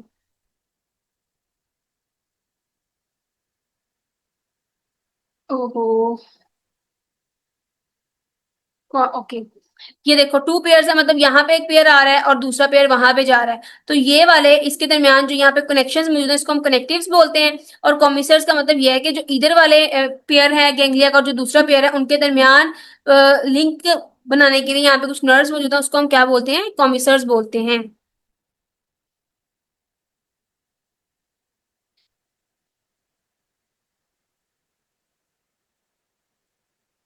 Okay, longitudinal track of nerve cords called connectives and transverse tracks nerve fibers के प्रेजेंट उसको हम कॉमिसर्स बोलते हैं। सेंट्रल नर्वस सिस्टम के पास क्या चीज मौजूद होती है? ब्रेन मौजूद होता है, formed by the fusion of first 3 cephalic neuromeres. Cephalic neuromeres की मदद से जो है वो ब्रेन की फॉर्मेशन होती है। देन आता है हमारे पास प्रोटोसेरिब्रम, लार्ज इनरवेट कंपाउंड एंड ओसिलाई। अच्छा जी, अब यहाँ पे हमने इनके nervous system, central nervous system के पोर्शंस को स्टडी करना है। उन पोर्शन के नेम को आप याद रखना है और उनके फंक्शन को याद रखना है कि इसका काम क्या होगा। ये कंपाउंड आइज एंड ओसिलाई को डिटेक्ट करेगा। देन हमारे पास आता है ड्यूटोसेरिब्रम। ये जो है वो प्रोटोसेरिब्रम के नीचे प्रेजेंट होता है और ये किसके साथ रिलेट करता है? एंटीना के साथ उसका लिंक होता है। देन आता है हमारे पास ट्राइटोसेरिब्रम। ट्राइटोसेरिब्रम बाइलोब्ड होता है और इसका फंक्शन किसके साथ होता है? लेब्रम के साथ। तो ये 3 पोर्शंस हैं और 3 पोर्शंस फर्स्ट कंपाउंडाइज ओसिलाई के साथ, दूसरा जो है वो हमारे पास एंटीना के साथ और तीसरा जो है वो लेब्रम के साथ लिंक करेगा। इसका फंक्शन क्या है? Brain is main sensory centre controlling insect behaviour, और ये इंसेक्ट के बिहेवियर को जो है वो कंट्रोल करता है। देन आता है हमारे पास ventral nerve cord. Ventral nerve cord median chain of segmental ganglia beneath oesophagus. Oesophagus के नीचे वाली साइड पे जो सेगमेंटल गैंग्लिया मौजूद है उसको हम क्या बोलते हैं? वेंट्रल नर्व कोड बोलते हैं। एंड सब एसोफेगल एसोफेजियल गैंग्लिया, सब एसोफेजियल गैंग्लिया क्या है? formed by the last 3 sphenic neuromeres which innervate mandibles, maxilla and labium। ये सेफेलिक न्यूरोमेयर्स के लास्ट 3 पोर्शन से मिलकर बनता है और इसका काम क्या होता है? मैंडिबल, मैक्सिला एंड लेबियम से जो है वो सेंसेशंस रिसीव करता है। देन आता है हमारे पास thoracic ganglia. Thoracic ganglia 3 pairs found in the respective thoracic segments. ये जो है वो पेयर्स थोरेसिक सेगमेंट्स पे प्रेजेंट होंगे। Largest ganglia innervate legs and muscles, और इसका जो लार्जेस्ट गैंग्लिया है वो लेग्स एंड मसल्स के साथ लिंक करेगा। देन आता है abdominal ganglia. Abdominal ganglia maximum 8 pairs जो हैं will present and number varies due to fusion of ganglia. Number vary भी कर सकता है और ये जो है वो स्पायरेकस के साथ लिंक करते होंगे एब्डोमिनल गैंग्लिया। देन आता है थोरैको एब्डोमिनल गैंग्लिया। थोरैको एब्डोमिनल गैंग्लिया में हमने जो है वो थोरेसिक एंड एब्डोमिनल गैंग्लिया को यहाँ पे फ्यूज कर दिया है एक कंपाउंड गैंग्लिया बनाने के लिए, और ये जो है वो जेनिटल ऑर्गन्स और सरसाई के साथ जो है वो लिंक करेंगे। ओके, देन आता है हमारे पास visceral nervous system. Visceral nervous system जो है the visceral sympathetic nervous system consist of 3 separate systems. Visceral nervous system जिस तरह हमारी बॉडी के अंदर जो है वो सिंपैथेटिक और parasympathetic nervous system autonomic nervous system में आते हैं जो ऑटोमेटिक फंक्शंस परफॉर्म करते हैं, तो बिल्कुल इसी तरह यहाँ पे विजुअल नर्वस सिस्टम जो है वो उन ऑर्गन्स को डील करेगा जो ऑटोमेटिक है, बॉडी के इंटरनल या वाइटल ऑर्गन्स हैं जिनका बॉडी का कोई इसके ऊपर कंट्रोल नहीं है, तो उनको कंट्रोल करने के लिए हमारे पास कौन सा है? विजुअल नर्वस सिस्टम मौजूद है। सबसे पहले स्टोमोडियल या फिर स्टोमोगैस्ट्रिक नर्वस सिस्टम मौजूद है which includes the frontal ganglion. इसके पास फ्रंटल गैंग्लियन है फ्रंट साइड पे and associated with the brain aorta and foregut, और किसके साथ लिंक कर रहा है? ये ब्रेन एओर्टा एंड फोरगट के साथ, ठीक है। देन आता है हमारे पास ventral visceral. associated with the ventral nerve cord and caudal visceral associated with the posterior segments of the abdomen. Together, the nerves and ganglia of these subsystems innervate the anterior and posterior gut. Several endocrine organs, corpora cardiaca and corpora elata, the reproductive organs and the tracheal systems including the spiracles. So बेटा caudal जो visceral caudal visceral nervous system जो है वो हमारे पास endocrine organs के साथ link करता है। एंडोक्राइन ऑर्गन्स इंतहाई इंपॉर्टेंट ऑर्गन्स होते हैं, जैसे कार्पोरा इलाटा जो है वो जुवेनाइल हार्मोन्स या डाइजेस्ट के हार्मोन्स को रिलीज करने में हेल्प करता है। तो अगर ये हमारा खराब हो जाएगा तो जो इंसेक्ट है वो अपनी प्यूपल या फिर इमेच्योर स्टेज से जो है वो एडल्ट स्टेज में कन्वर्ट नहीं हो पाएगा। तो ये सारी की सारी सेग्रेशन जो है वो कॉर्डल विजिटल के मदद से होती है, ठीक है। देन आता है हमारे पास peripheral nervous system. Peripheral nervous system जो पेरिफेरी के ऊपर प्रेजेंट होगा, उसके अंदर जो न्यूरॉन्स है वो प्रेजेंट होंगे।